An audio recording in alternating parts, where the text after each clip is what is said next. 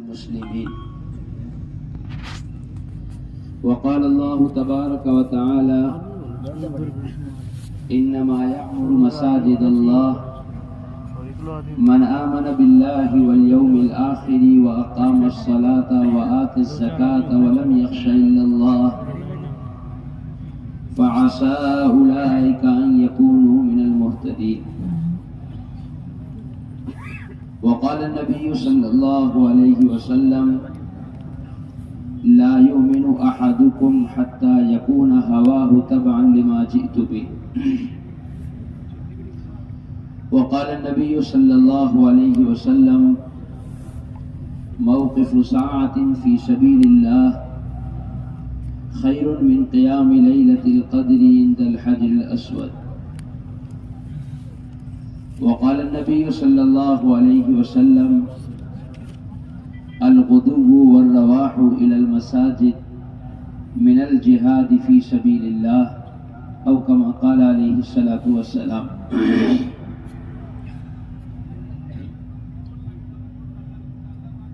بھائی آپ آواز بند کیوں نہیں کر رہے؟ کیا بات ہے؟ یہ مجمع جوڑنے والا بھی آواز نہ کرے، سکون سے لوگوں کو آگے بڑھا دیں.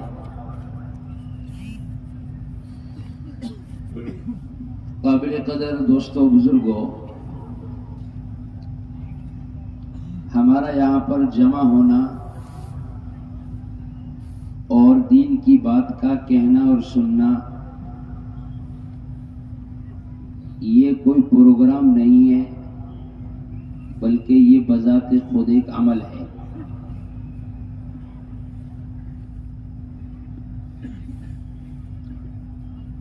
عمل اور پروگرام میں فرق کیا ہوتا ہے؟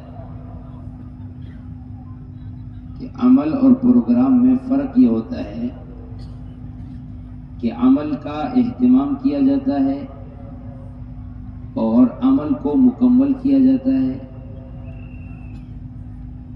اور پروگرام میں شرکت کی جاتی ہے. کہ 2 گھنٹے کا پروگرام ہے، 10 منٹ شریک ہو جاؤ، آدھا گھنٹہ شریک ہو جاؤ، 20 منٹ شریک ہو جاؤ، کہ مقصد حاصل ہو گیا. لیکن اعمال میں ایسا نہیں ہے کہ جتنی دیر جی چاہے اتنی دیر کر لو، اور جب جی نہ کرے تو صف میں سے نکل کر پیچھے چلے جاؤ، یا مجلس میں سے اٹھ کر باہر نکل جاؤ. کہ نہیں، اگر ہم کسی عمل کو مکمل نہیں کریں گے اور کسی عمل کا اہتمام نہیں کریں گے تو پھر وہ عمل نہیں رہے گا بلکہ پروگرام بن جائے گا. حدیث پاک میں آتا ہے جہاں کہیں دین کی مجلس لگتی ہے اور اللہ اور اس کے رسول کے تذکرے کیے جاتے ہیں تو ایسی مجلسیں آسمان والوں کے نزدیک اس طرح چمکتی ہے جس طرح دنیا والوں کے نزدیک ستارے چمکتے ہیں. اور جب تک مجلس چلتی رہتی ہے تو فرشتے اپنے نورانی پروں سے اس مجلس میں بیٹھنے والوں کو ڈھانپ کر رکھتے ہیں.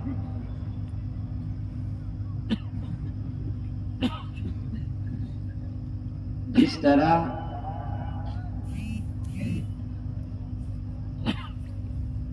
ایک انڈا مرغی کی پروں سے اور اس کی حد سے باہر رہتا ہے تو اس کے اندر بچہ پیدا نہیں ہوتا. اسی طریقے سے جو ان فرشتوں کے ماحول سے اور فرشتوں کے ان نورانی پروں کے ڈھانپنے کے ماحول سے دور رہے گا تو اس کے کان میں تو بات پڑ جائے گی، لیکن مجلس کا نور اور عمل کا نور اس کے دل میں نہیں اترے گا. اس کا یقین اور اس کا تاثر اس کے دل میں پیدا نہیں ہوگا. اور جب تک یہ مجلس میں بیٹھا رہتا ہے تو فرشتے بیٹھنے والوں کے لیے مغفرت کی اور رحمت کی دعا کرتے رہتے ہیں. اور جب مجلس ختم ہوتی ہے تو ایک فرشتہ کھڑے ہو کر اعلان کرتا ہے قوموا مغفور لکم قد بدلت سیئاتکم حسنات، کہ اس حال میں اٹھ جاؤ اور اس حال میں کھڑے ہو جاؤ کہ اللہ تعالیٰ نے تمہارے گناہوں کو نیکیوں سے بدل دیا ہے. لیکن دو بنیادی چیزیں ہیں، ایک ہے مجلس سے مل کر بیٹھنا اور ایک ہے مجلس کی تکمیل تک بیٹھنا.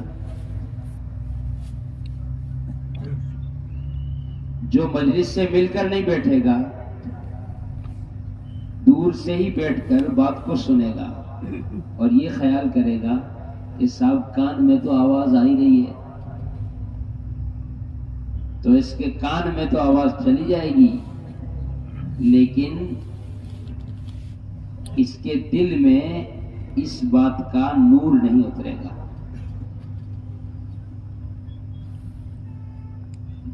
اور اگر عمل کو مکمل نہیں کیا تو اللہ تعالیٰ کا وعدہ پورا نہیں ہوگا. اس لیے طے کرو انشاءاللہ دین کی ہر مجلس میں مل کر بیٹھیں گے انشاءاللہ. یہ جو پیچھے بیٹھے ان میں سے بتاؤ تو کس کس نے نیت کی ہے کہ بھی ہم مل کر بیٹھیں گے؟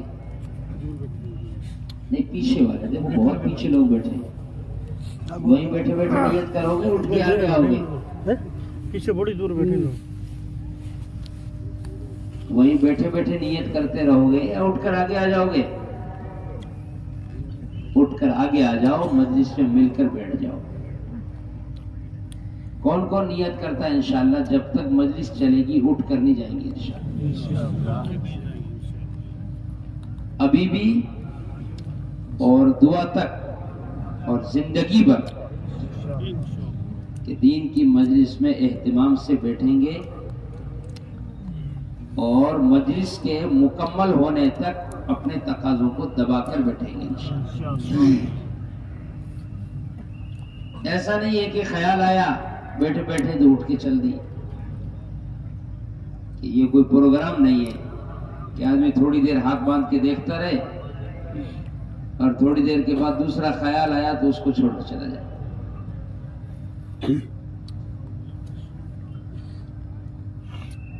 تو کرتے ہو نا نیت انشاءاللہ؟ کون کون جائے گا بیچ میں اٹھ کے؟ کوئی نہیں جائے گا. ماشاءاللہ بہت سمجھدار لوگ ہیں. اللہ آپ کے آنے کو، بیٹھنے کو، قربانی دینے کو بے حد قبول فرمائے. مگر دور بیٹھنے والوں کو بھی بات سمجھ میں آنے لگے، وہ بھی اٹھ کے آنے لگے. بہت سے لوگ سوچ رہے ہیں یار کیا کرنا ہے، بیٹھے ہیں، دھیرے دھیرے مجلس یہیں تک آ جائے گی. مجلس تو آ جائے گی لیکن ہمیں قدم بننے کا ثواب نہیں ملے گا. اگر کسی کو کوئی مجبوری ہو جانے کی، کوئی عذر ہو، تو شریعت نے طریقہ بتلایا ہے کہ اجازت لے کر جائے. بغیر اجازت کے نہیں اٹھنا. آپ کہو گے صاحب اتنا بڑا مجمع کس سے اجازت لے؟ آپ اپنے خطے کے، مسجد کے ذمہ دار سے اجازت لے کر جائیں تو بیٹھو گے آخر تک انشاءاللہ. یہاں جمع ہو کر دین کی بات کا کہنا سننا یہ صرف اس لیے نہیں ہے کہ دین کی جو باتیں ہمیں معلوم نہیں ہیں وہ ہمیں معلوم ہو جائے. دین کی جن باتوں کا ہمیں علم نہیں ہے، ہمیں خبر نہیں ہے، اس کی خبر ہو جائے اور اس کی معلومات ہو جائے. بلکہ حکم تذکیر کا ہے. اللہ نے فرمایا وَذَكِّرْ فإن الذکر تنفع المؤمنین، نبی جی دین کی بات یاد دلاتے رہیے، یاد دلانا ایمان والوں کو نفع دیتا ہے۔ تو مقصد صرف تعلیم نہیں ہے کہ یہ بات معلوم ہے اب دوسری بات کہو، یہ بات بھی معلوم ہو گئی اب دوسری بات کہو، بلکہ دعوت کا مقصد صرف تعلیم نہیں بلکہ دعوت کا مقصد تذکیر ہے، یعنی دین کی بات کو بار بار کہنا، بار بار سننا اور اس کا بار بار تذکرہ کرنا، یہ بذات خود مطلوب اور مقصود ہے۔ یہ بھی ایک خیال ہے کہ صاحب ایک ہی بات کو بار بار کیا سنیں، فضائل اعمال لے کے بیٹھے ہو بار بار سن رہے ہیں، کتنی سنیں گے؟ جب معلوم ہے تو کیوں سنیں؟ کہ اللہ تعالیٰ کا کوئی بھی وعدہ معلوم ہونے پر نہیں ہے، اللہ تعالیٰ کے تمام وعدے عمل کرنے پر ہے، اور جب تک انسان صحیح عمل پر نہ آ جائے اس وقت تک کو تذکیر اس کی ایک بنیادی ذمہ داری ہے، یعنی یاد دلانا۔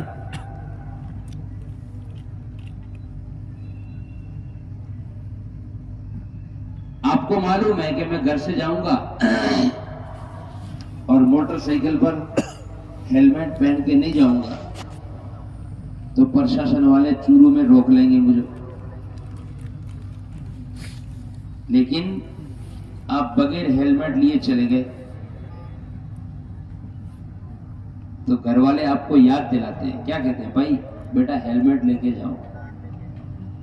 اب یہ کہے مجھے معلوم ہے، کیا بار بار کہتے ہو کہ نہیں، یہ آپ کو بتانے کے لیے نہیں کہا جا رہا ہے، یہ آپ کو یاد دلانے کے لیے کہا جا رہا ہے۔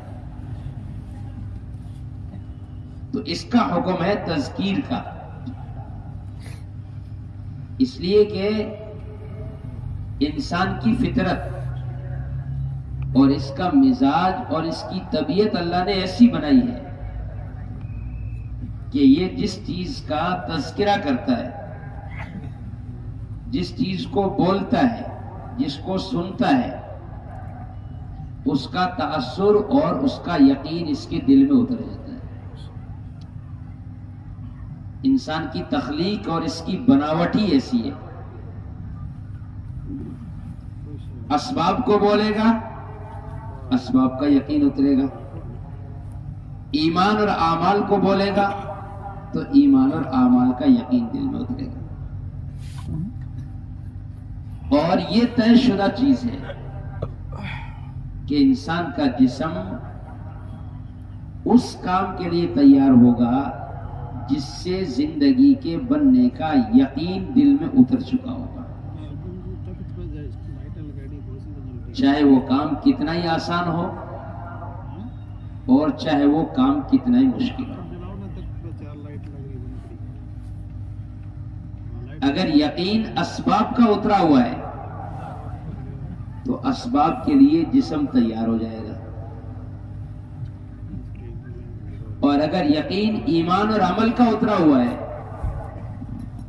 تو جسم ایمان اور اعمال کی محنت کے لیے تیار ہو جائے گا۔ حضرت صاحب رحمۃ اللہ علیہ فرماتے تھے مسلمان کی بے دینی صرف جہالت کی بنیاد پر نہیں ہے، ایسا نہیں اس کو معلوم نہیں ہے، اس کو دین کے بارے میں خبر نہیں ہے، بلکہ اس کی بے دینی اسباب اور چیزوں کے یقین کی وجہ سے ہے ایمان اور اعمال کے مقابلے میں۔ دنیا کے اسباب اور دنیا کی چیزوں سے، دنیا کے مال و دولت سے اور دنیا کے مادی نظام سے زندگی بننے کا یقین ہے، اس کے لیے اس کا جسم ہر وقت اس کے لیے تیار ہے۔ ابھی آپ کسی کی تشکیل کرو، اس آپ 4 مہینے اللہ کے راستے میں لگا دیں، تو کیا کہتا ہے؟ 4 مہینے؟ میری ماں تو مجھے 5 دن کے لیے بھی گھر سے باہر نکلنا برداشت نہیں کرتی، میرے ابا اجازت نہیں دے رہے، میری اماں اجازت نہیں دے رہی، میرے گھر میں اتنے سارے کام ہیں، نہیں جا سکتا میں۔ اور دوسرے ہی دن مسقط سے ویزا آ گیا، تو جو 4 مہینے نہیں جا رہا تھا وہ 1 سال کے لیے تیاری کر کے اور ویزا لے کر پلین کا ٹکٹ بنا کے نکل جائے گا، نہیں نکل جائے گا؟ ارے بولو، چلا جائے گا نہیں چلا جائے گا؟ اب کوئی جسم دوسرا آ گیا، یا گھر دوسرا ہو گیا، یا گھر کے تقاضے پورا کرنے کے لیے کوئی دوسرا آدمی آ گیا ہے، اور ماں باپ کا دماغ کوئی دوسرا ہو گیا، یہ سارا نظام بدل کیوں گیا؟ ارے بولو کیوں بدل گیا؟ کہ یقین کی بنیاد پر بدل گیا کہ بھائی فجر کی نماز پڑھ لو، تو کہتا سردی بہت ہے، سردی بہت ہے۔ بجلی گھر والوں نے اعلان کر دیا، صاحب کاشتکاروں کو صبح 4 بجے سے 6 بجے تک ہی لائٹ ملے گی، دن بھر لائٹ نہیں آئے گی۔ تو بولو ٹیوب ویل پہ جا کر پائپ کندھے پہ اٹھا کر پانی پلانا شروع کر دے گا، نہیں کر دے گا؟ اب کوئی جسم دوسرا آیا، وہاں تو 2 منٹ وضو کر کے ہاتھ منہ پوچھنے ہیں گرم پانی سے، اور یہاں ٹھنڈے پانی میں خود اترنا ہے، اور 2 گھنٹے پانی اور مٹی میں رہنا ہے۔ اس کے لیے جسم تیار ہو گیا اور اس کے لیے تیار نہیں ہے۔ جسم ایک ہی ہے، یا جسم بدل جاتا ہے؟ ارے بولو نہیں، عمان مسقط جانے کا تقاضا آئے تو تیار ہو جائے، اور 4 مہینے کے لیے تیار نہ ہو، تو کون سی چیز بدل رہی ہے؟ جسم بدل رہا ہے، یا ماحول بدل رہا ہے، علاقہ بدل رہا ہے، کیا بدل رہا ہے؟ کہ جس چیز کا یقین ہے جسم اس کے لیے تیار ہے، اور جس کا یقین نہیں جسم اس کے لیے تیار نہیں۔ کہ بس ہم میں اور صحابہ میں اس بنیاد کا فرق ہے، ورنہ جسم بھی ویسا ہی ہے، دل و دماغ بھی وہی ہے، سب کچھ ٹھیک ہے، فرق یقین کا ہے۔ کہتے ہیں نا اب دین پہ چلنا مشکل ہے، کیونکہ اب پہلے جیسے جسم مضبوط نہیں ہے۔ کہ کیسے مضبوط نہیں ہے؟ کہ اب لمبی نماز نہ پڑھاؤ، نماز میں کھڑا نہیں ہو جاتا۔ کیوں؟ آپ دیکھو ایک ریلوے اسٹیشن کے پاس چائے بیچنے والا 6 گھنٹے لگاتار کھڑے رہ کے چائے بیچتا رہتا ہے، اس کا جسم الگ ہے۔ جو چیز یقینی بن جائے گی جسم اس کے لیے ہر قربانی دینے کو تیار ہو جائے گا، جو چیز یقینی نہیں ہوگی وہ جسم پر بوجھ بن جائے گی۔ صحابہ کے یہاں صبح سے شام تک ایمان اور اعمال کے تذکرے تھے کہ زندگی ایمان سے اور اعمال سے بنتی ہے، تو ان کا جسم ایمان اور عمل کے لیے ہر وقت تیار رہتا تھا۔ آج ہماری ساری محنت، سارے تذکرے اور صبح سے شام تک کے سارے مذاکرے دنیا کے اسباب اور دنیا کی چیزوں کے ہیں۔ اس کے لیے اسی کا یقین ہے، اسی کا تاثر ہے، اور جسم صبح سے شام تک اسی کو حاصل کرنے میں لگا ہوا ہے۔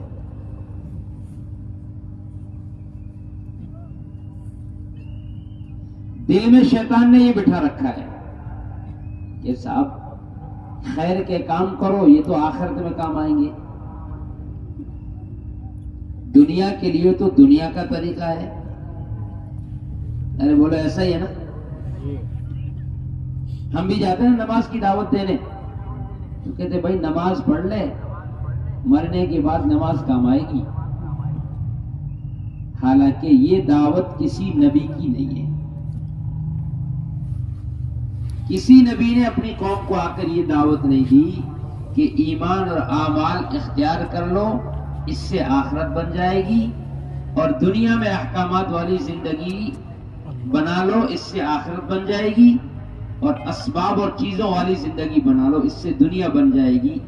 یہ دعوت کسی نبی کی نہیں ہے۔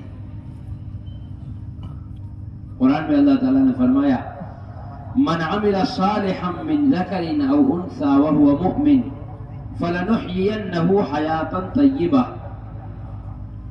وَلَنَجْزِيَنَّهُمْ أَجْرَهُمْ بِأَحْسَنِ مَا كَانُوا يَعْمَلُونَ،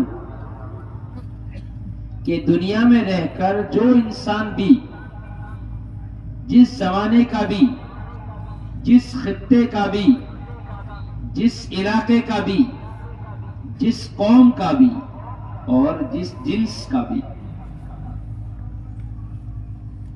ایمان اور اعمال اختیار کرے گا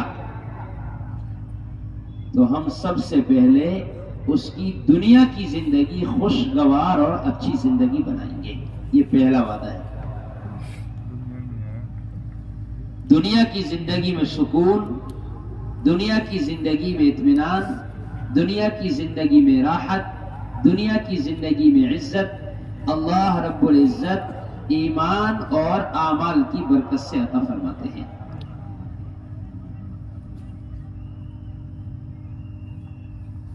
جس زمانے کے لوگوں نے بھی اپنے نبی کی اس دعوت کو مان لیا اور اپنی زندگی کو ایمان و عمل والی زندگی بنا لیا، تو اللہ تعالیٰ نے ان کے لیے ہر ضیق میں، ہر تنگی میں، ہر ناکامی کی شکل اور ناکامی کے سبب میں اللہ نے اپنی قدرت سے نجات اور کامیابی نکال کر دکھا دی۔ اور جس نے اپنے اسباب اور چیزوں کا تاثر دل میں لے کر ایمان اور اعمال سے منہ موڑ لیا، احکام خداوندی کا انکار کر دیا، شریعت اور سنت کو ٹھکرا دیا، تو اللہ تعالیٰ نے ایسے لوگوں کو ہر زمانے میں تمام اسباب اور تمام چیزوں میں رکھ کر ناکام کیا ہے، اور قیامت تک ناکام کرتے ہی رہیں گے۔ یہ خدا کا ضابطہ ہے، یہ اللہ تعالیٰ کا ضابطہ ہے۔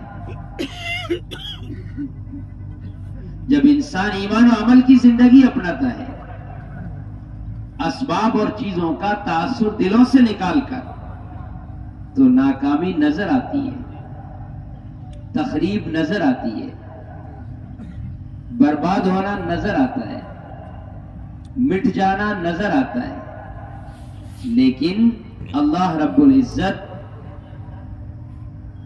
اس تخریب کے پیچھے اور اس ناکامی کے سبب اور ناکامی کی شکل کے پیچھے بہت بڑی کامیابی نکال کر دکھاتے ہیں کہ اس یقین کا نام ہی ایمان ہے، اسی کا نام ایمان ہے کہ میں اللہ کے وعدوں پر یقین کر کے قدم اٹھا لوں، چاہے مجھے اس میں کتنی ہی بڑی ناکامی نظر آتی ہو۔ اگر یہ یقین نہیں ہوگا تو انسان چاہے دین کا کتنا ہی جانکار ہو اور دین پر کتنا ہی عمل کرنے والا ہو، اللہ کے حکموں پر جم نہیں سکتا۔ حدیث میں آتا ہے زکوٰۃ مال کو بڑھاتی ہے اور سود مال کو کم کرتا ہے۔ زکوٰۃ کیا کرتی ہے؟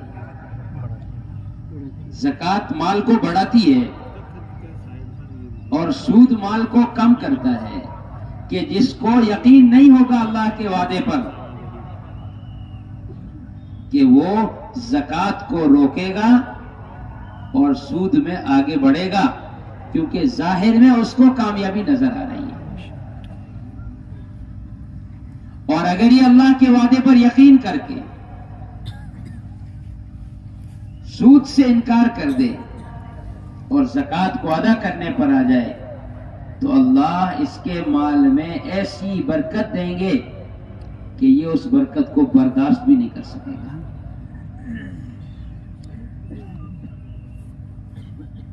جس زمانے کے لوگوں نے بھی نبی کی بات پر یقین کیا اور اپنی زندگی کو ایمان و عمل والی زندگی بنا دیا تو اللہ تعالیٰ نے ان کے لیے تمام ناکامی کی شکلوں میں کامیابیاں نکال کر دکھا دی۔ قرآن اس سے بھرا ہوا ہے، احادیث اس میں شاہد ہے، تاریخ اس پر گواہ ہے۔ موسیٰ علیہ السلام کہ جب دنیا میں آنے کا وقت آیا تو فرعون کو کسی نے بتلا دیا کہ ایک بچہ پیدا ہوگا جو تیرے اس ظاہری نظام کو اور تیری اس سلطنت کو توڑنے کا ذریعہ بنے گا۔ بادشاہ تھا فرعون، کہنے لگا میں کسی بچے کو نعوذ باللہ پیدا ہی نہیں ہونے دوں گا، جو بھی بنی اسرائیل میں پیدا ہوگا کہ میں اس کو وجود کو باقی ہی نہیں رہنے دوں گا۔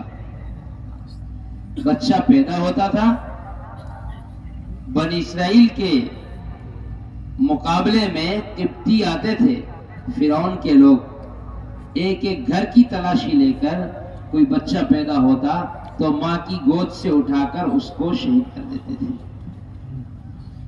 کئی ہزار بچے بنی اسرائیل کے مارے گئے۔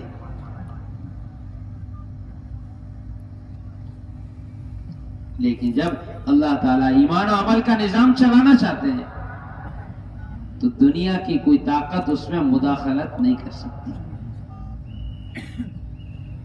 اللہ تعالیٰ نے موسیٰ علیہ السلام کو پیدا کیا، نظر آ رہا ہے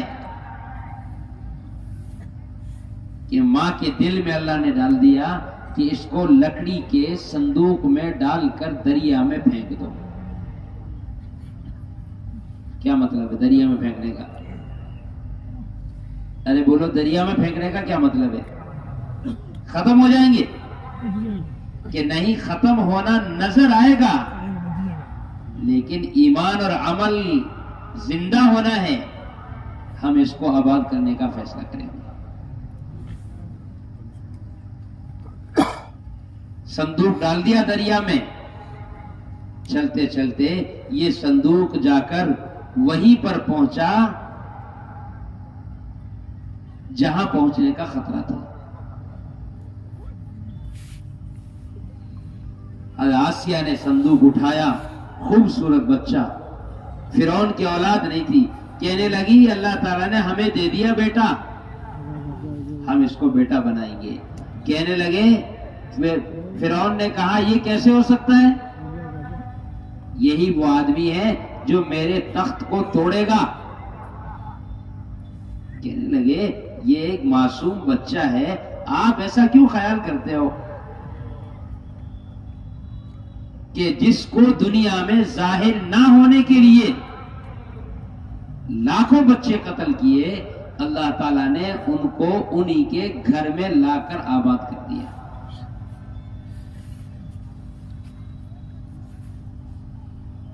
دودھ کون پلائے؟ بادشاہ تھا، اعلان کیا، ساری عورتیں جمع ہو گئی۔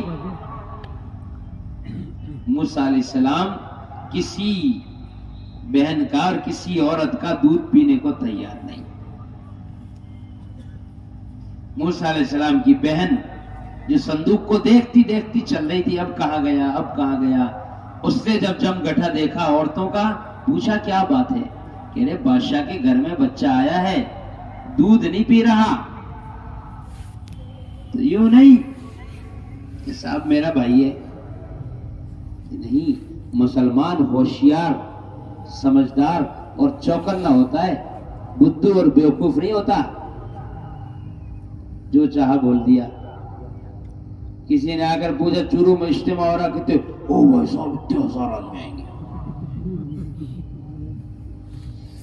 قرآن میں اللہ نے ذکر کیا، بہن نے کہا میں ایک عورت بتلا سکتی ہوں ایسی، شاید یہ اس کا دودھ پی لے۔ بادشاہ نے کہا جلدی لے کر آ۔ موسیٰ علیہ السلام کی ماں آئی، فوراً دودھ پی لیا۔ فرعون نے کہا یہیں رہنا ہے، یہی کھانا ہے، جب تک دودھ پیے یہی رہنا ہے، اس کی آپ کو تنخواہ دی جائے گی۔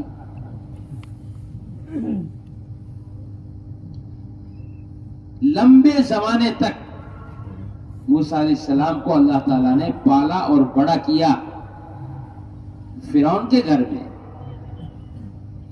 دشمن کے گھر میں۔ عیش و عشرت، دنیا کا مال و دولت، اسباب اور چیزیں مل جانا، یہ آدمی کے کوئی بدبخت یا نیک بخت ہونے کی علامت نہیں ہوتی ہے کہ ہم کسی کی دنیا دیکھ کر اس کے بارے میں فیصلہ کریں کہ یہ نیک آدمی ہے، یا کسی کی دنیا دین دیکھ کر اور اس کے ساتھ اللہ کا فضل اور کرم ظاہری دیکھ کر ہم کہیں صاحب اس آدمی کے ساتھ بہت بڑا کرم ہے۔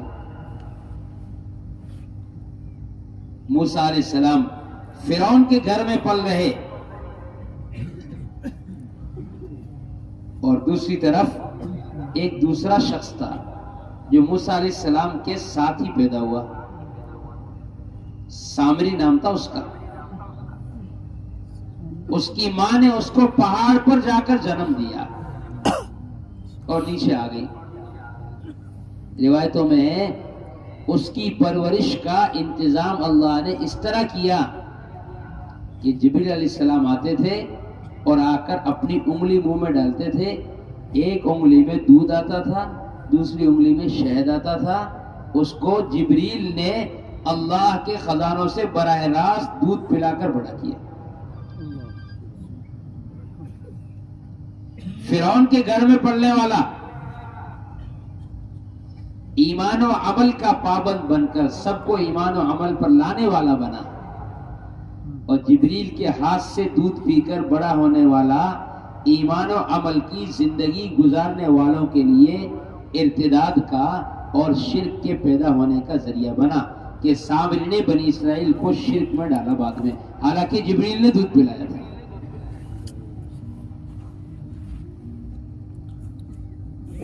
اب بنی اسرائیل پر محنت ہوئی اور ان کو دعوت دی، تو فرعون نے کہا میں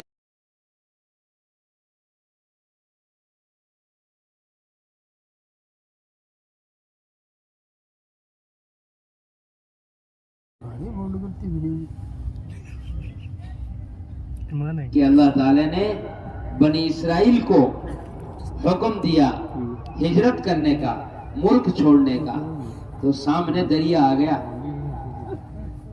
کہنے لگے موسیٰ اب تو آگے ضیق اور تنگی میں، اب نجات نہیں پا سکتے، پیچھے قبطیوں کا لشکر اور آگے لہریں مارتا ہوا دریا، اب تو ہم پکڑے گئے، اب تو ہم مارے گئے۔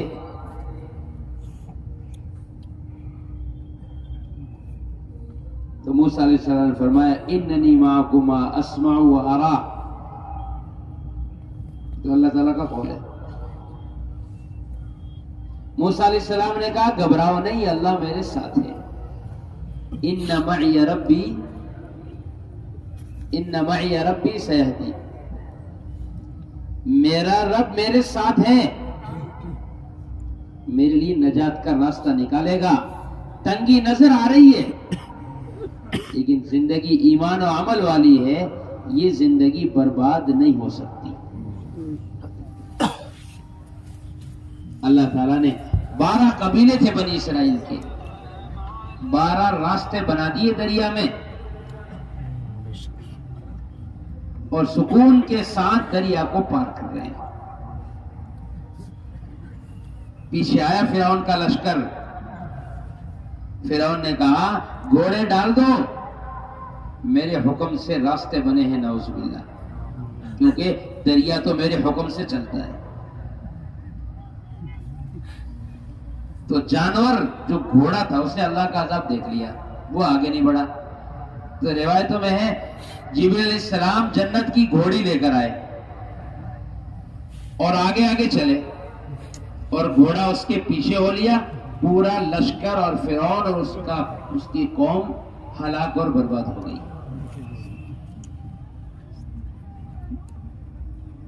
تخت اور تاج، مال اور دولت، اسباب اور چیزیں کہ کچھ کام نہیں آئی،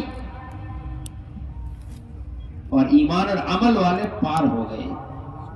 اللہ تعالیٰ نے ذکر فرمایا قرآن میں کہ ہم نے فرعون کو غرق کر دیا بنی اسرائیل کے تقوی اور توکل کی بنیاد پر. جب ان کی زندگی، حالانکہ بنی اسرائیل انبیاء کی اولاد ہے، بنی اسرائیل انبیاء کی اولاد ہے، شام میں رہنے والے تھے. یوسف علیہ السلام، یعقوب علیہ السلام کے 7 بھائی، 12 بھائی تھے. کتنے بھائی تھے؟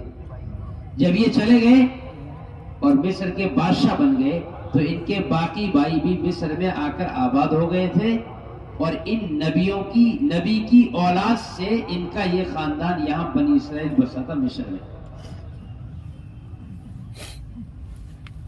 ایمان و عمل سے منہ موڑ لیا، احکامات سے روگردانی کی، خدا کی نافرمانی پر اترے، اللہ کو ناراض کیا، تو اللہ تعالیٰ نے قبطیوں کو ان پر مسلط کر دیا.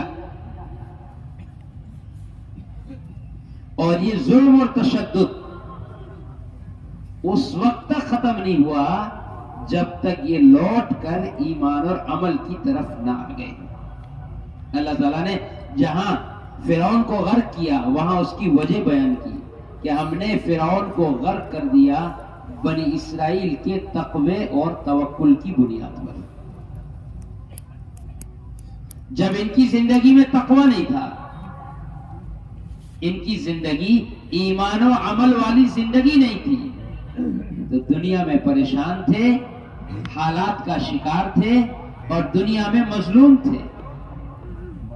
جب زندگی ایمان و عمل والی بن گئی تو نظر آئی ناکامی، لیکن ہم نے اس ناکامی میں کامیابی کا راستہ اور کامیابی کی شکل نکال کر دکھا دی اور اسباب اور چیزوں والوں کو اسی دریا میں غرق کر دیا. ایک ہی دریا ہے، ایمان و عمل والے پار ہو گئے اور اسباب اور چیزوں والے کہ اسباب اور چیزوں والے اپنی طاقت اور قوت کے ساتھ، اپنے ظاہری نقشوں کے ساتھ اور اپنے ظاہری نظام کے ساتھ غرق ہو کر ختم ہو گئے. تو ایسا نہیں ہے کہ اسباب سے زندگی دنیا کی بنتی ہے اور اعمال سے زندگی آخرت کی بنتی ہے، کہ نہیں، یہ دعوت کسی نبی کی نہیں ہے.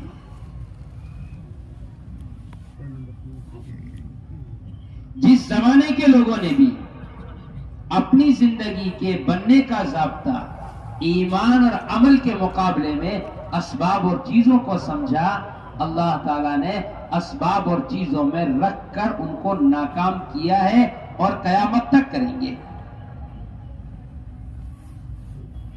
اور جس نے اسباب اور چیزوں کے مقابلے میں ایمان اور عمل کی زندگی بنائی تو اللہ تعالیٰ نے تمام ناکامی کی شکلوں میں بھی ان کے لیے کامیابی کے راستے اور نجات کے راستے نکال کر دکھائے ہیں.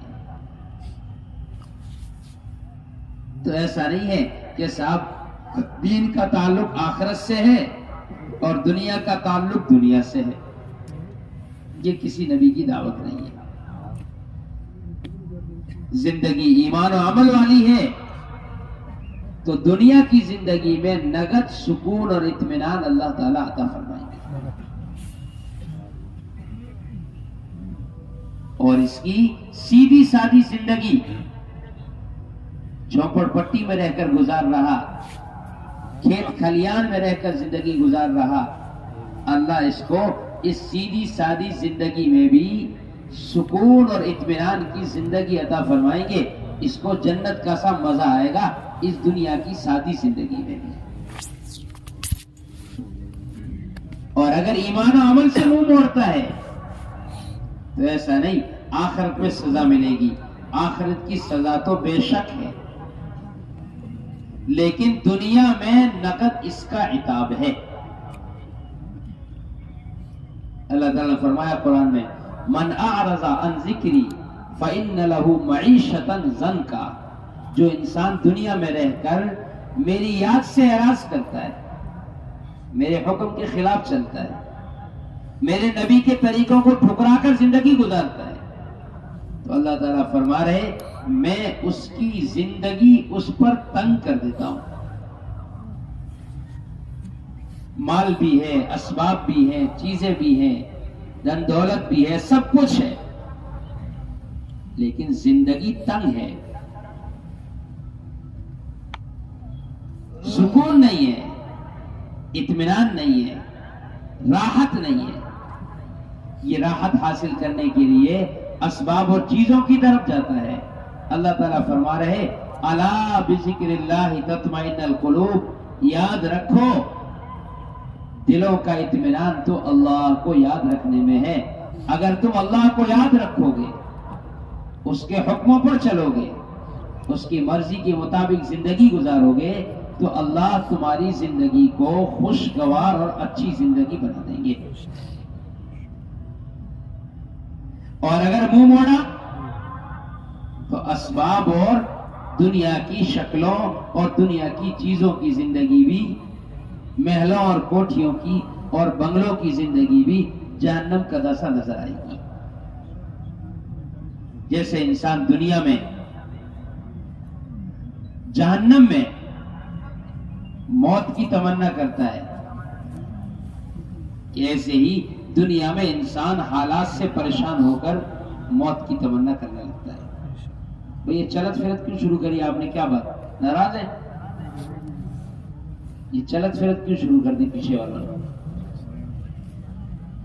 کسی کو اٹھنا ہے، کوئی کام ہے تو 1 منٹ میں اٹھ کے چلے جاؤ، 20 میں نہ اٹھنا بار بار. کسی کو جانا ہے تو اٹھ کے چلے جاؤ، کوئی وہ نہیں، آج مجبوری نہیں ہوتی، زبردستی نہیں ہوتی. لیکن ایک 20 میں اٹھ رہا ہے تھوڑی دیر میں، پھر دوسرا اٹھ رہا ہے، پھر تیسرا اٹھ رہا ہے، یہ تو کوئی تماشا ہے، پھر مجلس نہیں ہے. چلے جاؤ، کوئی بات نہیں، عذر ہوتا ہے کسی کو، جلدی سے چلے جاؤ، پھر نہیں اٹھنا بیچ میں بعد میں.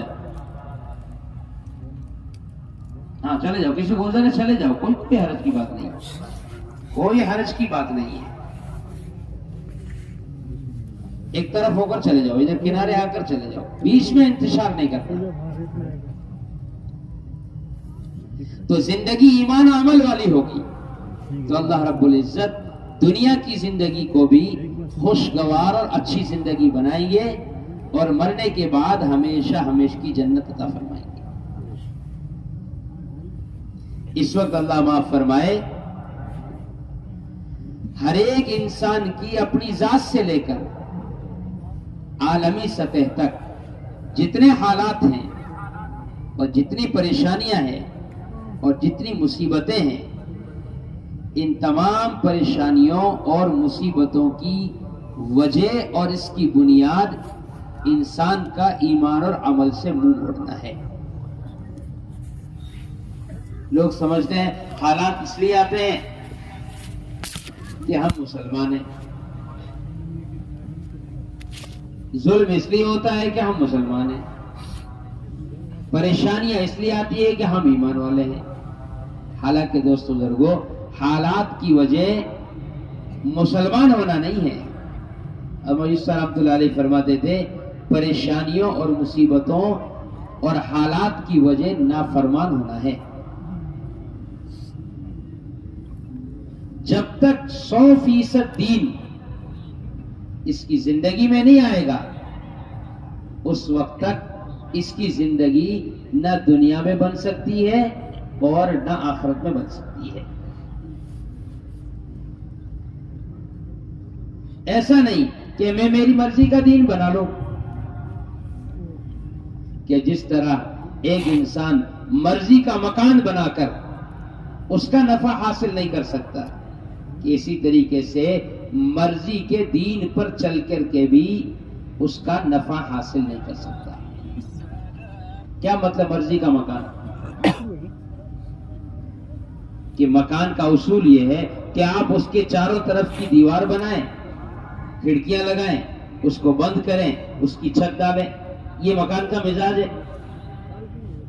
جب تک آپ اس کو پورا نہیں بناتے کہ اس وقت تک اس مکان سے نفع حاصل نہیں کیا جا سکتا. ارے بولو ایسا ہی ہے نا؟ ایک آدمی نے بہت اچھا مکان بنایا لیکن ایک طرف کی کھڑکی نہیں لگائی، لاکھوں روپے لگا دیے مکان پہ، ایک طرف کی کھڑکی کو بند نہیں کیا. بارش ہوتی ہے ادھر سے پانی آئے گا، سردی کے موسم میں سردی آئے گی، طوفان چلے گا مکان ریت سے بھر جائے گا. اب یہ امام صاحب سے دعا کرائے، امام صاحب دعا کر دو آج بارش ہوگی میرا مکان بھیگے نہیں. ارے بولو رک جائے گی بارش؟ رک جائے گی؟ کہ امام صاحب سے نہیں، مکے کے امام صاحب سے بھی دعا کرا لے پھر بھی یہ بارش رک نہیں سکتی. کہتے صاحب اب تو کوئی اللہ والے بھی نہیں ہے جن سے دعا کرا لے. کہ اپنے مکان کی کھڑکی لگا لے جہاں سے بارش آ رہی ہے، تو ہی سب سے بڑا اللہ والا ہے، بارش رک جائے گی. کہ ہم یہ دیکھیں دین کا کون سا حکم ہم نے ضائع کر رکھا ہے جس کی وجہ سے حالات اور پریشانیاں ہیں. کہ جب تک ادھر کا دین ہم قائم نہیں کریں گے اس وقت تک کیا نہیں ہوگا، کہ اس وقت تک ادھر سے آنے والا کوئی بھی حال اور ادھر سے آنے والی کوئی بھی مصیبت اور کوئی بھی تکلیف ٹل نہیں سکتی. نماز تو پڑھ رہا ہوں، دین اور کیا ہوتا ہے؟ صدقہ خیرات تو کر رہا ہوں، دین اور کیا ہوتا ہے؟ کہ نہیں دوست بزرگوں، نماز پڑھ لینا دین کا بنیادی فریضہ تو ہے لیکن مکمل دین نہیں ہے. مکمل دین ایمانیات، عبادات، معاملات، معاشرت اور اخلاق، دین کے یہ 5 بنیادی شعبے ہیں. ان بنیادی 5 شعبوں میں اللہ کے حکم پر چلنا اور نبی پاک علیہ الصلوۃ والسلام کے طریقے کے مطابق زندگی گزارنا، اس کا نام اسلام ہے، اس کا نام دین ہے، اور اس کی پابندی کرنے والے کا نام مسلمان ہے. اگر ان 5 بنیادوں میں سے ایک بنیاد بھی ضائع کیا ہوا ہے تو یہ ایسا ہے جیسے مکان بہت اچھا بنا لیا اور ایک طرف کی کھڑکی نہیں لگائی کہ ادھر سے بارش بھی آئے گی، کیا اب ادھر سے سب حالات آئیں گے؟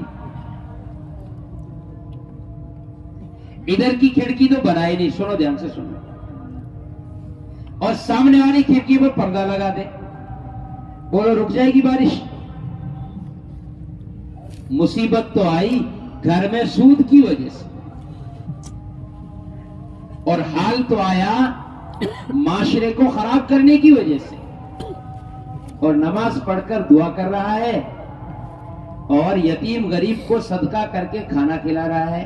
بولو یہ حال ٹل جائے گا؟ ارے بولو ٹل جائے گا؟ اب رحمۃ اللہ علیہ فرماتے تھے جو حالات اور مصیبتیں معاملات اور معاشرت کو بگاڑنے سے آتی ہے، عبادت اور صدقات سے وہ حالات اور وہ مصیبتیں کبھی ٹل نہیں سکتی.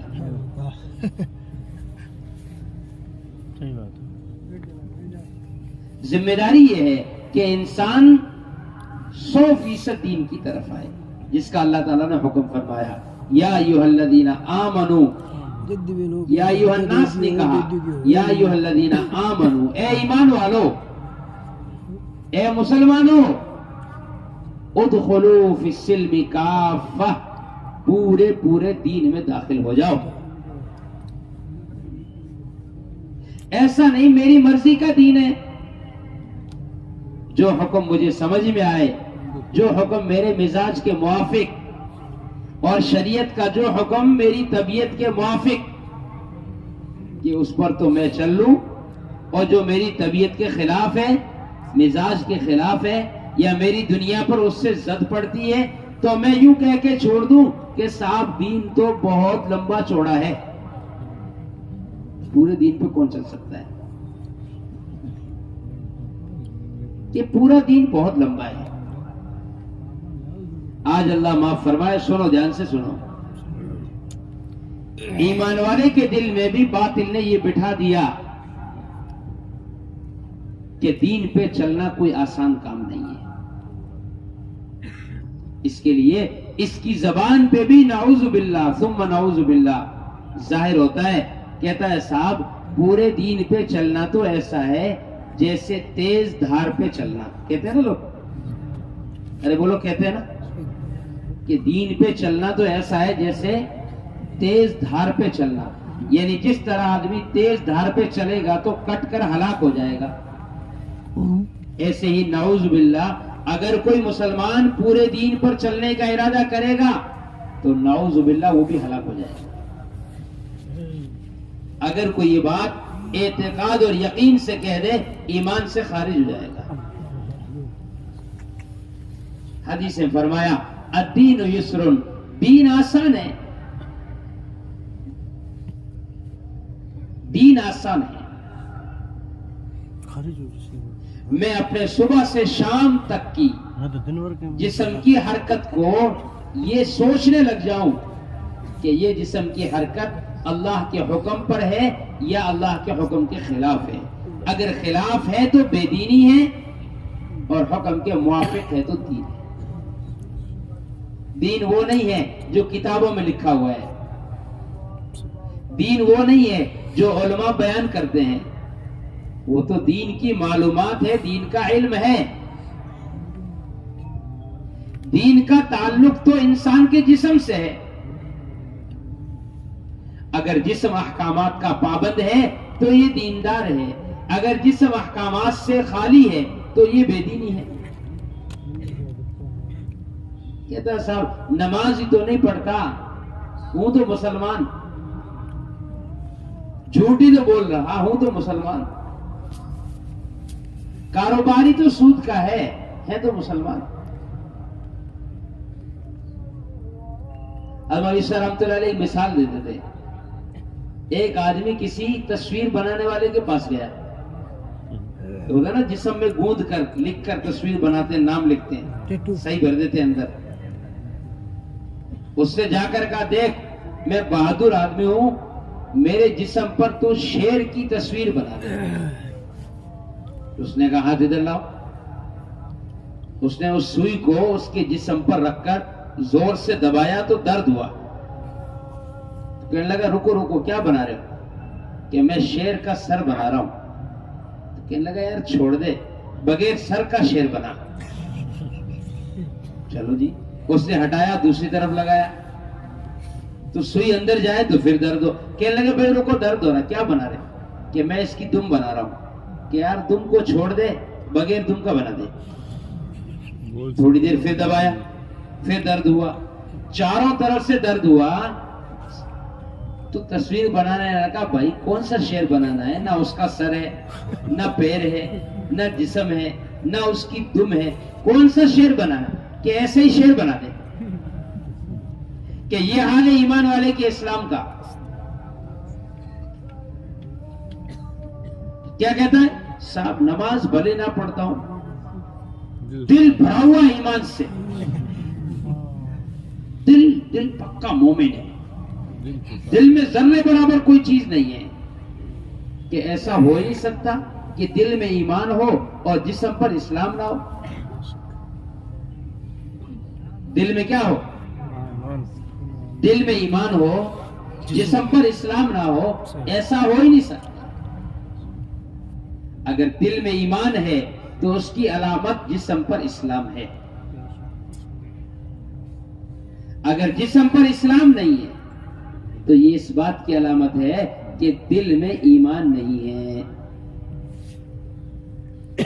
بھئی آپ نے ایک کرنٹ کا تار جوڑ دیا لائٹ سے کہ صاحب لائٹ بھلے نہ جلتی ہو لیکن اس میں کرنٹ پہنچ رہا ہے، تو ہو ہی نہیں سکتا۔ کرنٹ پہنچ رہا ہو لائٹ نہ جلے، ایسا ہو سکتا ہے؟ نہیں ہو سکتا۔ کہ کرنٹ کے ہونے کی علامت یہ ہے کہ لائٹ جلے گی، پنکھا چلے گا، مائک بولے گا۔ کہ دل میں ایمان کی ہونے کی علامت یہ ہے کہ جسم کی ایک ایک حرکت اللہ کے مرضی کے اور اس کے حکم کے مطابق ہوگی۔ اگر ایسا نہیں ہے تو اس بات کی علامت ہے کہ تار میں کرنٹ نہیں ہے، یعنی دل میں ایمان نہیں ہے۔ ایمان والا 100% دین پر آئے، اللہ کے حکم پر اور محمد صلی اللہ علیہ وسلم کے طریقے پر آئے، اس سے اللہ تعالیٰ اس کی نگد دنیا بنائیں گے اور آخرت میں ہمیشہ ہمیشہ کی جنت عطا فرمائیں گے۔ اور اگر زندگی ایمان و عمل سے خالی ہے تو دنیا میں نگد حالات اور مصیبتیں اور آخرت میں ہمیشہ ہمیشہ کا عذاب ہے۔ آج اللہ معاف فرمائے، دنیا کے تذکروں کی وجہ سے دنیا یقینی بنی ہوئی ہے اور آخرت، قبر اور حشر کہ یہ ایک تصور اور خیال کی چیز بنے ہوئے ہیں۔ کہتا کیا ہے؟ نہیں میں مسلمان ہوں، مانتا ہوں قبر میں جانا ہے، جنت میں جانا ہے، برے عمل کیے تو جہنم میں جانا ہے۔ کہ جانتا ہے یا مانتا ہے؟ کہ جاننے کا تعلق تصور اور دماغ سے ہے اور ماننے کا تعلق دل سے ہے۔ دل سے مان رہا ہوں، اس کی علامت یہ ہے کہ جسم اس کے لیے تیار ہوگا۔ اگر جسم تیار نہیں ہے تو یہ تصور کا ایمان ہے، حقیقت کا ایمان نہیں ہے۔ آج آخرت تصور اور خیال کی چیز بنی ہوئی ہے، اور جب کوئی چیز یقین سے نکل کر، سنو دھیان سے سنو، جب کوئی چیز یقین سے نکل کر تصور اور خیال میں آ جاتی ہے تو شیطان شک پیدا کر دیتا ہے۔ کہتا صاحب کس نے دیکھی ہے قبر؟ کس نے دیکھا ہے حشر کا میدان؟ کس نے دیکھا ہے دوزخ کا عذاب؟ اور کس نے دیکھی ہے جنت کی نعمتیں؟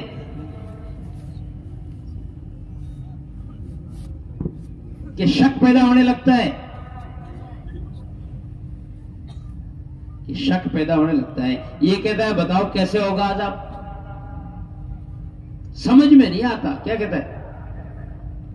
ارے بولو کیا کہتا ہے؟ سمجھ میں نہیں آتا کہ اس کرنٹ کے تار کو پکڑ لے، سمجھ میں آ جائے گا کرنٹ ہے کہ نہیں ہے۔ نظر آ رہا ہے؟ ارے بولو نظر آ رہا ہے کرنٹ؟ اس میں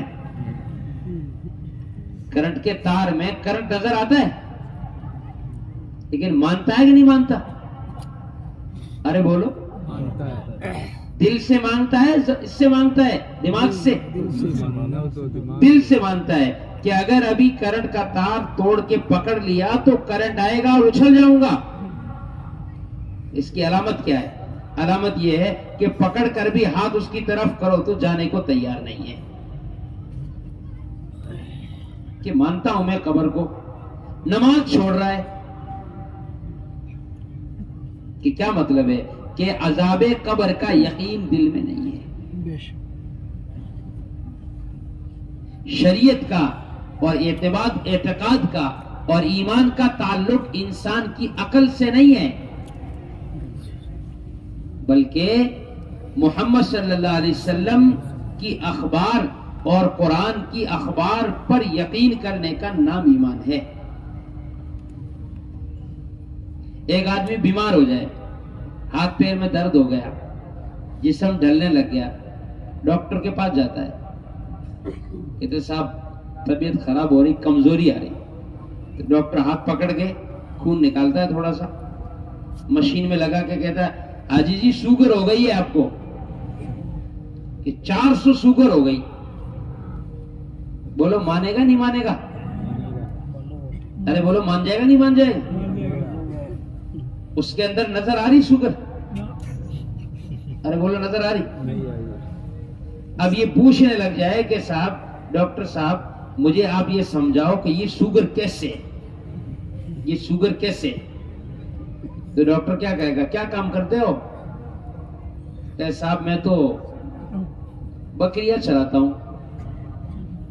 تو ڈاکٹر کیا کہے گا؟ یہ گولیاں لے لو اور بکریاں ہی چراؤ آپ، یہ آپ کے سمجھ میں آنے والی چیز نہیں ہے. کیوں؟ ہر ایک آدمی کہے گا بھائی اس آدمی کو اس معاملے میں عقل ہے، اس کو سمجھ ہے، اس لیے اس نے یقین کیا ہوا ہے، اس نے اس میں وہ پی ایچ ڈی کی ہے، یہ M B B S doctor ہے. کہ تجھے ایک 5 سال لگانے والے پی ایچ ڈی کرنے والے کی بات پر تو یقین ہے بغیر دیکھے، بغیر محسوس کیے ہوئے. اور دنیا میں سب سے زیادہ عقل والے جناب رسول اللہ صلی اللہ علیہ وسلم کی خبر میں یہ کہتا ہے مجھے سمجھ میں نہیں آ رہا. ایک حدیث میں ہے اللہ تعالیٰ نے عقل کو پیدا کیا اور اس کے 100 حصے کیے، 100 میں سے 99 حصے اٹھا کر ایک طرف رکھ دیے، ایک حصہ ساری دنیا کی مخلوق کو تقسیم کر دیا. ساری دنیا کے علماء، ساری دنیا کے انبیاء اللہ محمد صلی اللہ علیہ وسلم، ساری دنیا کے ڈاکٹر، ساری دنیا کے ملک چلانے والے اور یہ ساری دنیا کے سائنس والے، کہ سب کو ایک حصہ ملا اور 99 حصے اللہ تعالیٰ نے تنہا ہمارے نبی جناب رسول اللہ صلی اللہ علیہ وسلم کو عطا فرمائے. اب میں یہ سوچ لوں کہ میرے پاس اس ایک حصے میں سے کون سے ذرے کا ذرہ میرے پاس عقل کا آیا ہوگا جس کو میں لے کر کہتا ہوں حدیث تو ہے لیکن میرے سمجھ میں نہیں آ رہی ہے. پہلے اپنی عقل تو دیکھ لے، اپنی عقل تو دیکھ لے، نبی کے مقابلے میں پھر بات کرنا. یہ جتنا سائنس کا نظام ہے، سنو دھیان سے سنو، یہ جتنا سائنس کا نظام ہے اس پر اپنا دماغ لگانا قدرت کا منکر بناتا ہے. سائنس کا کیا خلاصہ ہے؟ یہ سائنس کا خلاصہ یہ ہے کہ مخلوق سے چلتی ہے. اگر انسان اپنے دل کے وجدان اور اعتقاد سے اس کا انکار نہ کرے تو اس کے دل کے اندر مخلوق کا تاثر بیٹھ جائے گا، خالق کا یقین اور تاثر نکل جائے گا. دہریت اسی کا نام ہے، دہریت اسی کا نام ہے کہ دنیا خود بخود بنی ہے اور خود بخود چل رہی ہے. کہ تم اپنی ساری طاقتیں اور دماغ کی لگا کر برسوں کے بعد ترقی کی کسی راہ پر پہنچو گے، اللہ تعالیٰ 1 سیکنڈ کے اور 10 سیکنڈ کے اور 30 سیکنڈ کے زلزلے میں تمہاری وہ ساری محنت کو لا کر زمین میں ملا دیں گے. باطل پھر بھی کہے گا کہ صاحب یہ تو ایسے ہو گیا کہ زمین کی پلیٹ کھسک گئی، اس لیے کیا ہو گیا کہ اس لیے زلزلہ آ گیا. کہ نہیں، زمین میں زلزلہ زمین کی پلیٹیں کھسکنے سے نہیں آتا، انسانیت کے دماغ کھسکنے سے آتا ہے. جب انسان کی کھوپڑی کھسک جاتی نا، یعنی یہ انسان حیوان بن جاتا ہے، جانور بن کر زندگی گزارنے لگتا ہے.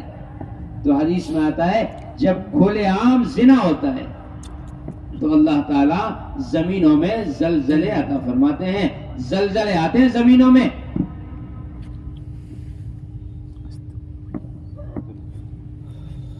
تو دین سے اعمال سے زندگی بنتی ہے. جب تک 100% دین زندگی میں نہیں آئے گا اس وقت تک نہ اس کی دنیا بنے گی اور نہ آخرت بنے گی. 100% دین زندگی میں آئے گا, اللہ رب العزت دنیا کی زندگی کو نگد بنائیں گے اور آخرت میں ہمیشہ ہمیشہ کی جنت عطا فرمائیں گے. یہ اس کی محنت ہے, یہ کوئی جماعت نہیں ہے, کوئی جماعت کا کام نہیں ہے, کوئی تبلیغ والوں کا کام نہیں ہے, یہ کوئی جماعت اور کوئی طبقہ یا کوئی فرقہ نہیں ہے,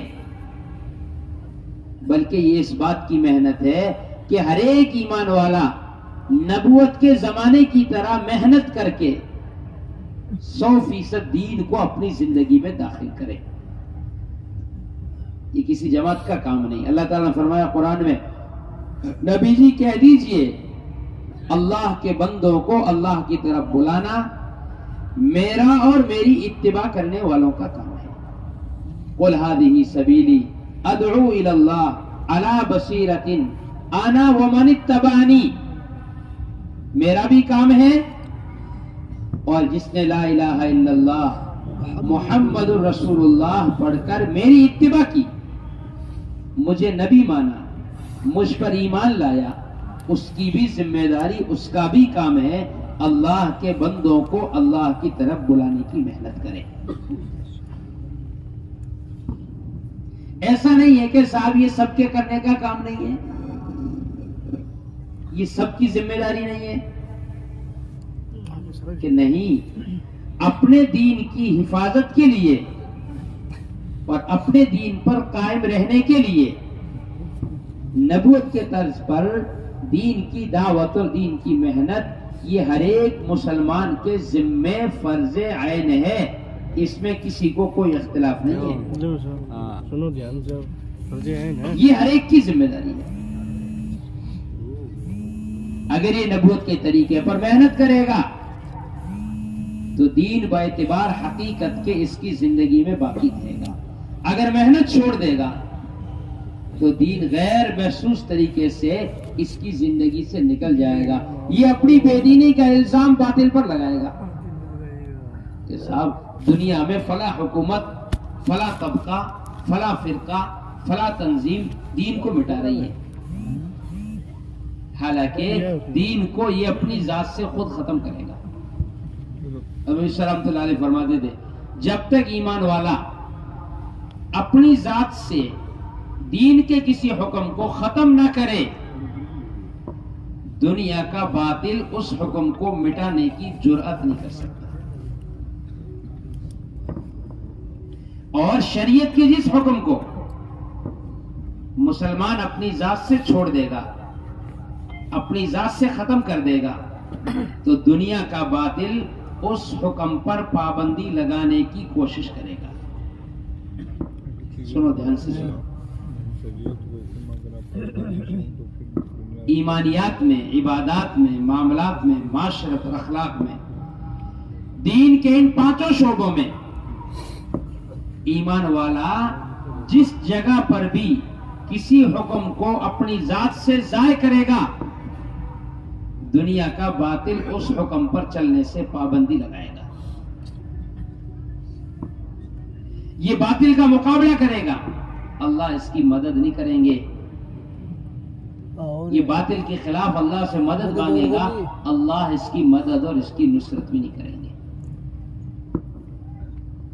آج ہم دیکھیں دین کا وہ حصہ زیادہ ہے جس کو باطل مٹا رہا, یا وہ حصہ زیادہ ہے جس کو مسلمان ختم کرنا ہے. جب اس نے اپنے دین پر قائم رہنے کی محنت چھوڑ دی تو آپ اندازہ لگائیں امت کا 80%, 90% طبقہ نماز جیسا فریضہ چھوڑ کر زندگی گزار رہا ہے. میری اپنی مسجد کے اطراف میں, ہم میں سے ہر ایک کی اپنی مسجد کے اطراف میں 80%, 90% مسلمان نماز چھوڑ رہے ہیں. بولو کون سی طاقت اس کو روک رہی ہے نماز پڑھنے سے؟ ارے بولو کس نے پابندی لگا رکھی ہے؟ ہم الیاس رحمۃ اللہ علیہ بڑی عجیب بات فرماتے تھے، اگر یہ اختیاری دین پر نہیں چلے گا تو اس کے لیے دین پر چلنے کی اضطراری شکلیں پیدا ہوگی. سنو دھیان سے سنو، اگر آج یہ اختیار ہے اس کو مسجد کی طرف آنے کا، یہ محنت کر کے اپنے آپ کو اس کے لیے تیار نہیں کرے گا تو کل کے دن اس کو مسجد کی طرف آنے سے بھی روکا جائے گا. یہ یوں کہے گا ہمارا دین مٹ رہا، حالانکہ اس مٹنے کی وجہ اس کے اپنی ذات سے اپنے عمل کو ختم کرنا ہوگی. جب یہ بے حیا بن کر بازار میں پھرے گا تو اس کو با حیا بننے سے روکا جائے گا اور پابند کیا جائے گا. یہ کہے گا ہماری شریعت میں مداخلت کر رہا، کہ شریعت تو مداخلت پر بعد میں آیا ہے، پہلے تو نے شریعت کو 100% بدل دیا ہے. جب تو ختم کر دے گا تو باطل اس کو روک لگا دے گا. اس وقت اللہ معاف فرمائے عالمی سطح پر دین کو نقصان باطل سے نہیں ہے جتنا دین کو نقصان ایمان والے کی اپنی ذات سے ہے. جب تک یہ محنت کر کے دین کو قائم کرنے پر نہیں آئے گا اس وقت تک دنیا کی کوئی بھی طاقت اس کو دیندار نہیں بنا سکتی. ہم نے یہ سمجھا ہوا ہے صاحب یہ جماعت ہے، جماعت والوں کا کام ہے، تبلیغ ہے، تبلیغ والوں کا کام ہے. نہیں دوستو بزرگو، یہ کوئی تبلیغ نہیں، کوئی تبلیغی جماعت نہیں، یہ ہر ایک مسلمان کی ذمہ داری ہے. 80% طبقہ نماز چھوڑ رہا، حالانکہ حدیث میں آتا ہے نماز کا درجہ اسلام میں ایسا ہے جیسے انسان کے بدن میں سر کا درجہ. بغیر سر کا انسان نہیں ہو سکتا، کہ بغیر نماز کے کوئی بھی مسلمان حقیقت کا مسلمان نہیں ہو سکتا. ارے بولو، ہو سکتا ہے بغیر سر کا انسان؟ بغیر ہاتھ کا ہو سکتا ہے، بغیر پیر کا ہو سکتا ہے، بغیر آنکھ کان کا بھی ہو سکتا ہے، لیکن بغیر سر کا دیکھا کہیں؟ ارے بولو، چورو میں کہیں دکھائی دیا کسی کو؟ اور اجتماع میں دکھائی دے دے تو؟ ارے بولو، اگر کسی کو اجتماع میں تخت کے پاس نظر آ جائے بغیر سر کا انسان تو کہیں گے مولوی صاحب اب تقریر آپ ہی کرو، اب تو چلے. کیوں کہ انسان بغیر سر کا انسان مان ہی نہیں سکتا، ہو ہی نہیں سکتا کہ بغیر نماز کے یہ مسلمان پکا مسلمان ہے. نماز تو نہیں پڑھتا، ہوں تو مسلمان.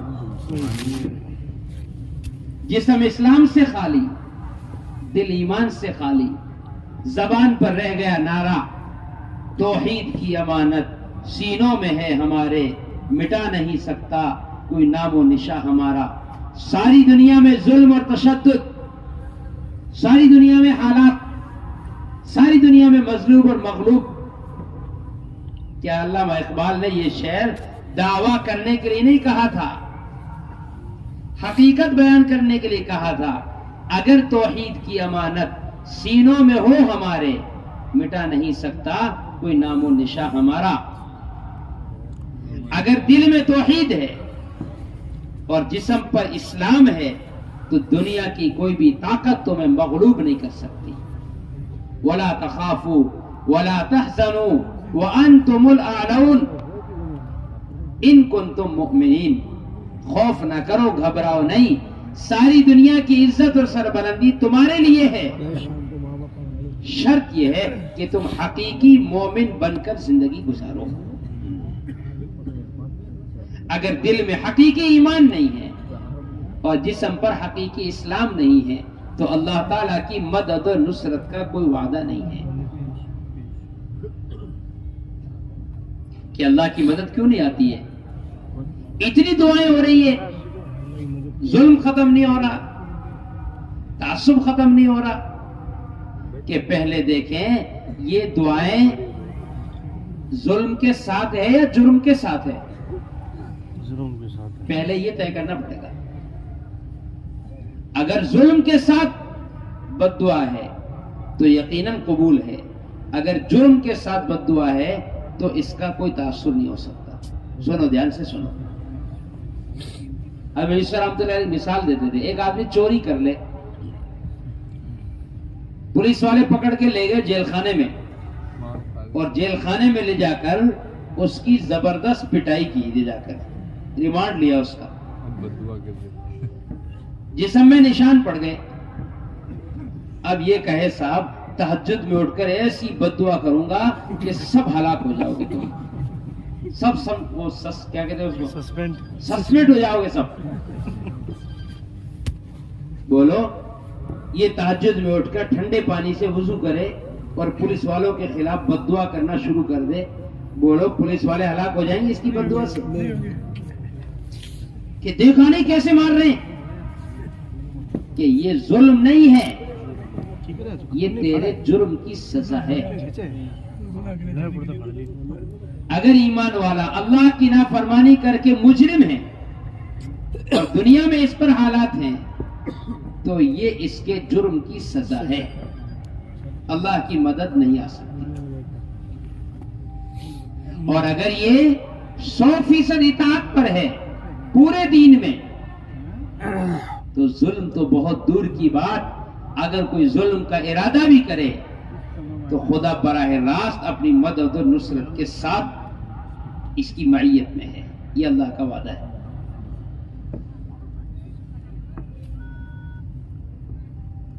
سو 100% دین زندگی میں آ جائے, اس کے لیے ہر ایک کے ذمے اپنے دین کی دعوت اور دین کی محنت ہے. بنیادی طور پر آپ علیہ الصلوۃ والسلام نے اپنے صحابہ کو دین کی دعوت اور دین کی محنت کی 3 بنیادوں پر ڈالا تھا. 3 بنیاد لکھو. اگر آج بھی ساری دنیا کا ایمان والا ان 3 بنیادوں پر آ جائے تو خدا کی قسم ساری دنیا کا باطل بھی مل کر اس کو 1 انچ کے برابر دین سے ہٹا نہیں سکتا. ساری دنیا میں قانون ایمان اعمال کے خلاف بن جائے, لیکن ایمان والا اپنی ذات سے نبوت کے زمانے کی طرح دین کی دعوت دین کی محنت میں مشغول ہے تو 1 انچ کے برابر اس کے دین کا نقصان نہیں ہو سکتا. اور اگر یہ دین کی دعوت اور دین کی محنت پر نہیں ہے, ان بنیادوں پر نہیں ہے, تو چاہے ساری دنیا میں قانون ایمان اور عمل کے موافق بن جائے, 1 انچ کے برابر بھی دین قائم نہیں ہو سکتا. لوگ سمجھتے ہیں ظاہری حالات صحیح ہوں گے تو دین محفوظ رہے گا. کہ دنیا میں کتنے ملک ایسے ہیں جہاں اسلامی قانون بنتا ہے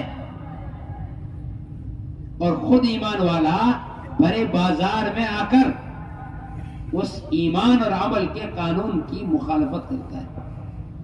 کیوں؟ کہ دین کا تعلق محنت سے ہے, قانون سے نہیں ہے. قانون سے نہیں ہے, محنت سے. یہ محنت کرنے پر آ جائے کوئی طاقت اس کو بے دین نہیں بنا سکتی. یہ محنت سے ہٹ جائے تو کوئی بھی طاقت اس کو دین کی طرف اور شریعت کی طرف اور حکم کی طرف لا نہیں سکتی.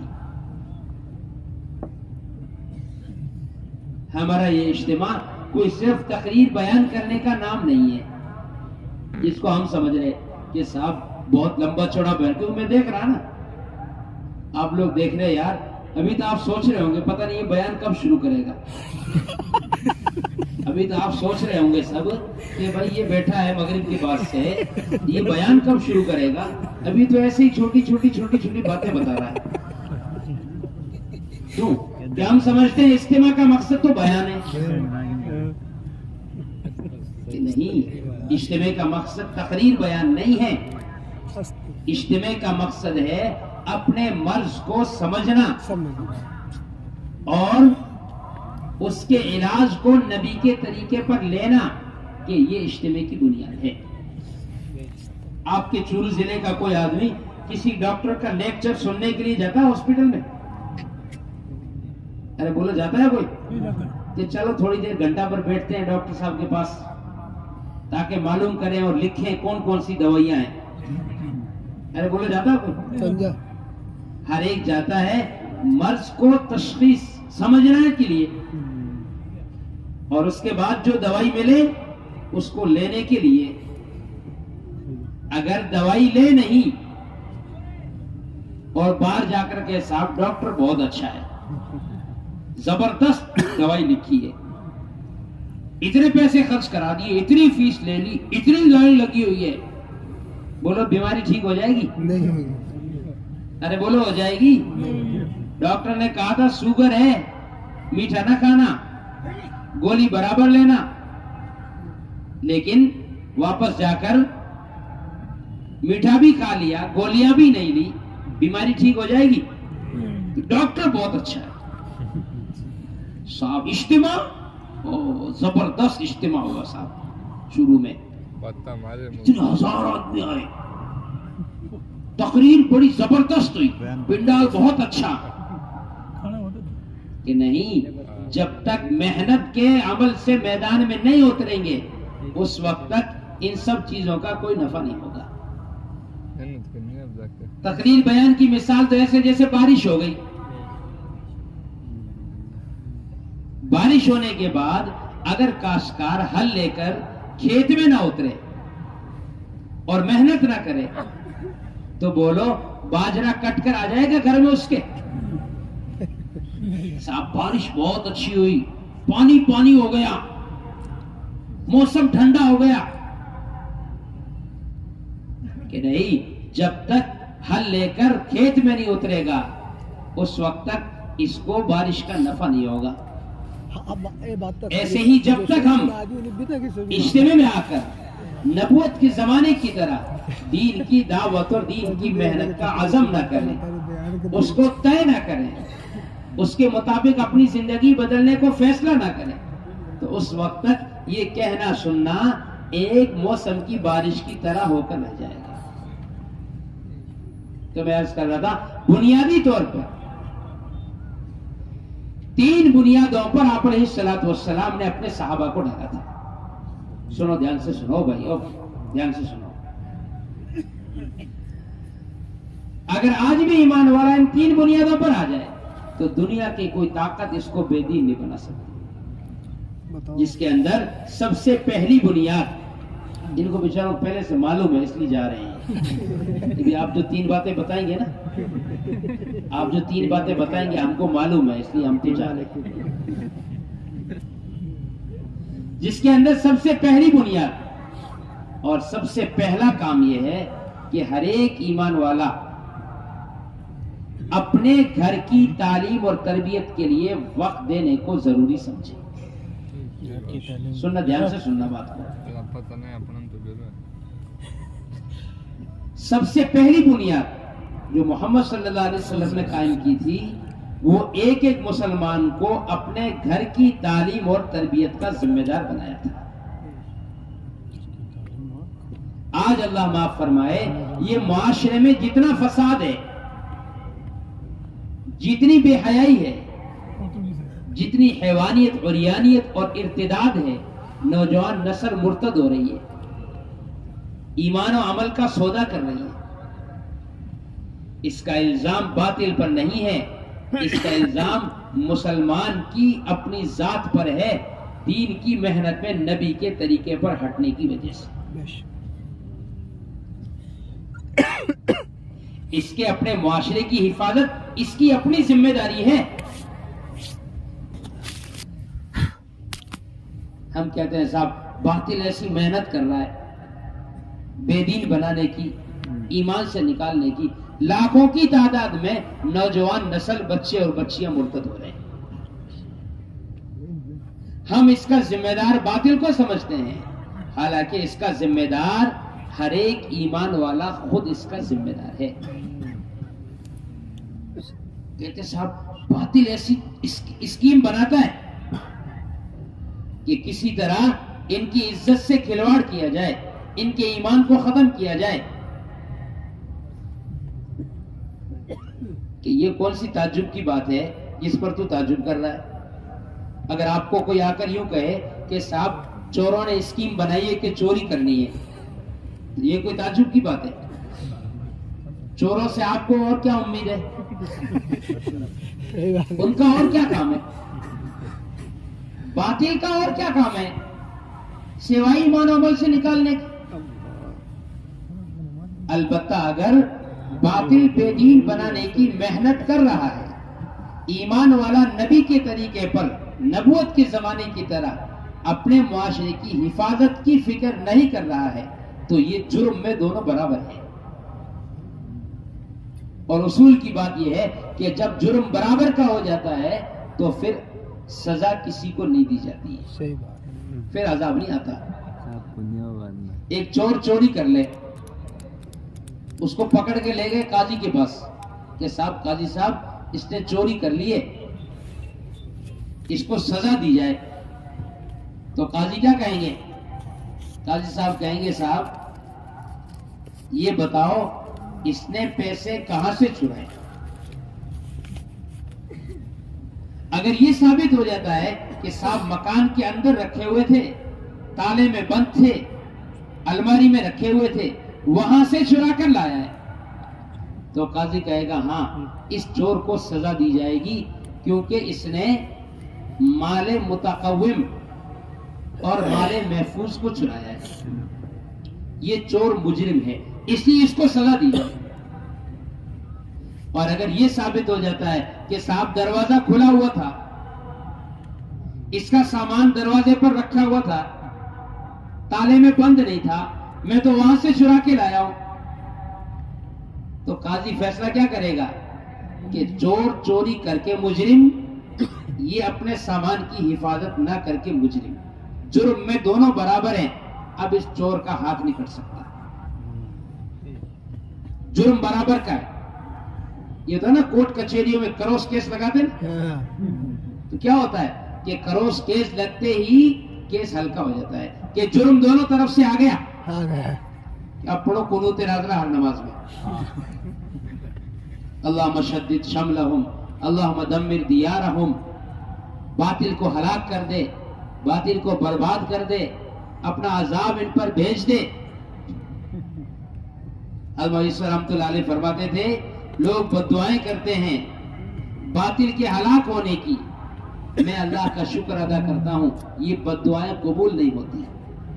सुनो, ध्यान से सुनो कि अगर कबूल हो जाए तो अजाब बातिल पर आएगा, लेकिन ईमान वाला भी उस अजाब से बच नहीं सकता, इसलिए कि जो मुआशरा बातिल के घरों में है, ईमान वाला उस मुआशरे में बातिल से कम नहीं है। आप एक मुसलमान के घर की शादी देखकर और एक गैर के घर की शादी देखकर तमीज नहीं कर पाएंगे कि कौन सी शादी ईमान वाले की है और कौन सी अल्लाह के दुश्मन की है। जो हैवानियत, जो अरियानियत, जो नंगा नाच, जो मर्दों और औरतों का इख्तिलात एक बातिल के घर में नजर आता है कि वही सब कुछ ईमान वाले के घर में भी नजर आ रहा है। तो क्या एक को अजाब दिया जाए गुनाह की वजह से और दूसरे को छोड़ दिया जाए? कि ये कुदरत का निजाम नहीं है, ये कुदरत का निजाम नहीं है। कहीं ऐसा तो नहीं बातिल के खिलाफ बद्दुआ करके खुद बातिल के तरीके पर चलकर अपने आप को हलाक करवा रहा हो।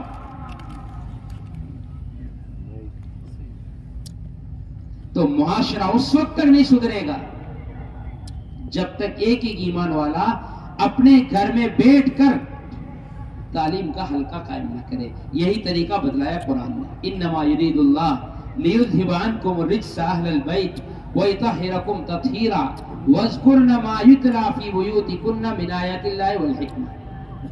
अल्लाह ताला ये चाहते हैं तुम्हें हर किस्म के रिज्स और गंदगी से पाक कर दे, इसके लिए अपने घरों में कुरान और हदीस का हल्का कायम करो।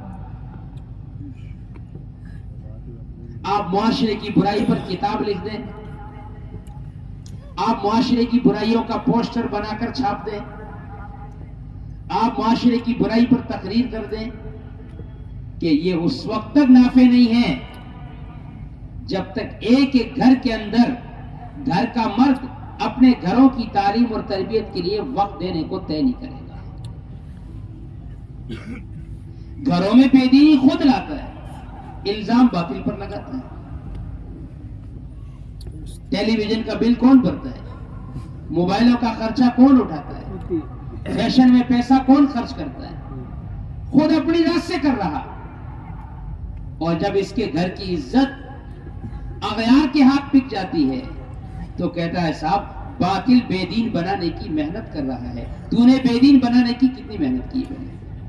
ابو یوسف رحمۃ اللہ علیہ عجیب بات فرماتے تھے, اپنے گھروں کی تعلیم اور تربیت کے لیے وقت دینے کو ضروری سمجھو, ورنہ ایسا وقت آئے گا تم اپنے دین پر مطمئن رہو گے اور تمہاری اولادیں یہود و نصارہ, مشرکین اور ملحدین کے ہاتھ اپنی عزت اور ایمان کا سودا کرے گی. آج نظر آ رہا ہے, آج نظر آ رہا ہے. اس ارتداد کو نہیں روکا جا سکتا, اس معاشرے میں پھیلنے والی برائیوں کو نہیں روکا جا سکتا جب تک ایک ایک ایمان والا اپنے گھر کے اندر خود بیٹھ کر صحابہ کے گھروں کی طرح اعمال کو زندہ نہ کرے. تعلیم کے حلقے لگائے, قرآن کو سیکھنے سکھانے کا ماحول بنائے, صفات کا تذکرہ کرے, اللہ کے دین کی سیکھنے سکھلانے کے لیے تیار کرے, اور ان کے دلوں میں بے دینی کا غم اور دین کو زندہ کرنے کی فکر پیدا کرے مشورے کے راستے سے, کہ جب تک یہ 5 اعمال ایک ایک ایمان والے کے گھر میں زندہ نہیں ہوں گے اس وقت تک یہ برا معاشرہ ختم نہیں ہوگا. آج تک اللہ معاف فرمائے اچھے اچھے پرانوں کا اور اچھے اچھے پڑھے لکھوں کا حال یہ ہے کہ گھر کے اندر تعلیم تربیت کا ماحول نہیں ہے. طے کرو انشاءاللہ آج کے بعد اہتمام کے ساتھ اپنے گھر میں خود بیٹھ کر 5 اعمال سے تعلیم کریں گے انشاءاللہ. ایسا نہیں اجتماع میں سن لیا, ہاتھ کھڑا کر کے نیچا کر دیا اور دین آ گیا. ایسی محنت کریں کہ ہماری مسجد کے اطراف میں کوئی ایمان والا ایسا نہ بچے جس کے گھر میں 5 اعمال سے تعلیم نہ ہوتی ہے. باطل کسی کو مرتد کرنے میں, کسی کو ایمان سے ہٹانے میں, کسی کی عزت اتارنے میں یہ نہیں دیکھتا کہ صاحب یہ کون سے مسلک کا ہے, کون سے ذہن کا ہے, کون سی سوچ کا ہے, کون سی سماج کا ہے. ہم یہ دیکھ رہے ہیں کہ صاحب یہ تو فلاں مسلک کا آدمی ہے, یہ تو فلاں ذہن کا آدمی ہے, یہ تو نماز ایسے پڑھتا ہے اور یہ سلام ایسے پڑھتا ہے. ساری دنیا کا باطل ایمان اور عمل کے خلاف مجتمع ہے, اور ایمان والا اپنے دین کو زندہ کرنے کی فکر میں مجتمع نہیں ہے. ایسی محنت کریں مسجد کے اطراف میں جتنے ایمان والے ہیں, چاہے ان کا تعلق ذہنی اعتبار سے کسی بھی مسلک اور کسی بھی نظریے سے ہو. ہماری مسجد وار جماعت کا کام ہے ایک ایک کے گھر جا کر اس کے گھر میں 5 اعمال کے ساتھ تعلیم کو زندہ کروائے.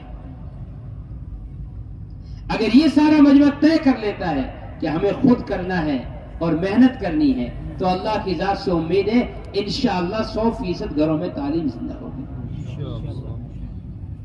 ایک آدمی اپنے درخت کی حفاظت کے لیے آس پاس کی دیوار مضبوط کر لے, لیکن جو کیڑا درخت کی جڑ میں لگ گیا جس سے درخت سوکھ رہا ہے, کہ جب تک اس کو ختم نہیں کرے گا یہ باہر کی دیوار کام نہیں آ سکتی. ارے بولا آئے گی کام؟ درخت کی جڑ میں دیمک لگ گئی, آس پاس پٹیاں روپ کر جالی کر رہا ہے کہ چاہے جتنی مضبوط تار لگا دے اس کے, جانور تو اس تک نہیں آئے گا, لیکن اس کے اندر جو بے دینی کا اور نفرت کا, دہریت کا جو گھن لگا ہوا ہے یہ اس کے عقیدے کو اور اس کی معاشرت کو اور اس کے دین کو ختم کر دے گا. یہ گھروں کے اعمال سے یہ ماحول بنتا ہے. پہلی بنیاد یہ. دوسری بنیاد یہ ہے کہ ہر ایک ایمان والا اپنے دین کو سیکھنے اور سکھلانے کے لیے اپنا تعلق مسجد سے قائم کرے. 100% مسجد کو آباد کرو, اپنے دین کی تعلیم کے لیے مسجد میں آئے, اور نوجوان نسل قرآن اور شریعت کو سیکھنے کے لیے مکاتب اور مدارس کی طرف جائے. جب تک ایک ہی ایمان والا اپنی شریعت کو سیکھنے کے لیے مسجد سے نہیں جڑے گا اور نوجوان نسل مکاتب اور مدارس میں رہ کر شریعت کے علوم کو حاصل نہیں کرے گی، اس وقت تک امت کی جہالت دور نہیں ہو سکتی. ہم نے سمجھا ہوا ہے صاحب مدرسے میں پڑھنا پڑھانا کوئی الگ کام ہے اور تبلیغ کا کام یہ کوئی الگ کام ہے. مدرسے میں پڑھنا پڑھانا یہ علماء کی جماعت ہے اور تبلیغ میں چلنا پھرنا کہ یہ عوام کی جماعت ہے. کہ نہیں دوستو بزرگوں، تعلیم اور تبلیغ دونوں کو ملا کر نبوت کا کام ہے، اس میں کوئی فرق نہیں ہے. ایک آدمی شوق کے ساتھ آ رہا ہے، سیکھنا چاہتا ہے تو اس کو سکھائیں گے مدرسے میں، اس کو تعلیم کہتے ہیں. ایک آدمی میں آنے کا شوق نہیں ہے، آنا نہیں چاہتا، دین پہ چلنا نہیں چاہتا، تو اس کو جا کر سکھلائیں گے، جا کر لائیں گے، اس کو تبلیغ کہتے ہیں. بولو اس کے علاوہ کوئی فرق ہے تعلیم تبلیغ میں؟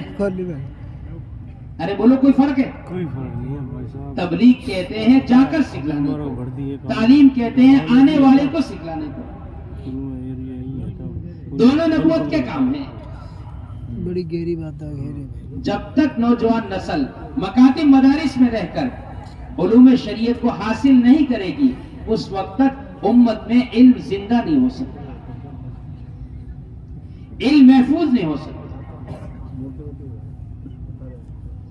جس طرح کوئی قوم اپنے قلعے کے بغیر اپنی حفاظت نہیں کر سکتی، اسی طرح مدارس اور مکاتب سے جڑے بغیر اور علماء کے تعلق کے بغیر کسی زمانے کا مسلمان بھی اپنے معاشرے کی اور اپنی شریعت کی حفاظت نہیں کر سکتا، اس کا عقیدہ محفوظ نہیں رہ سکتا.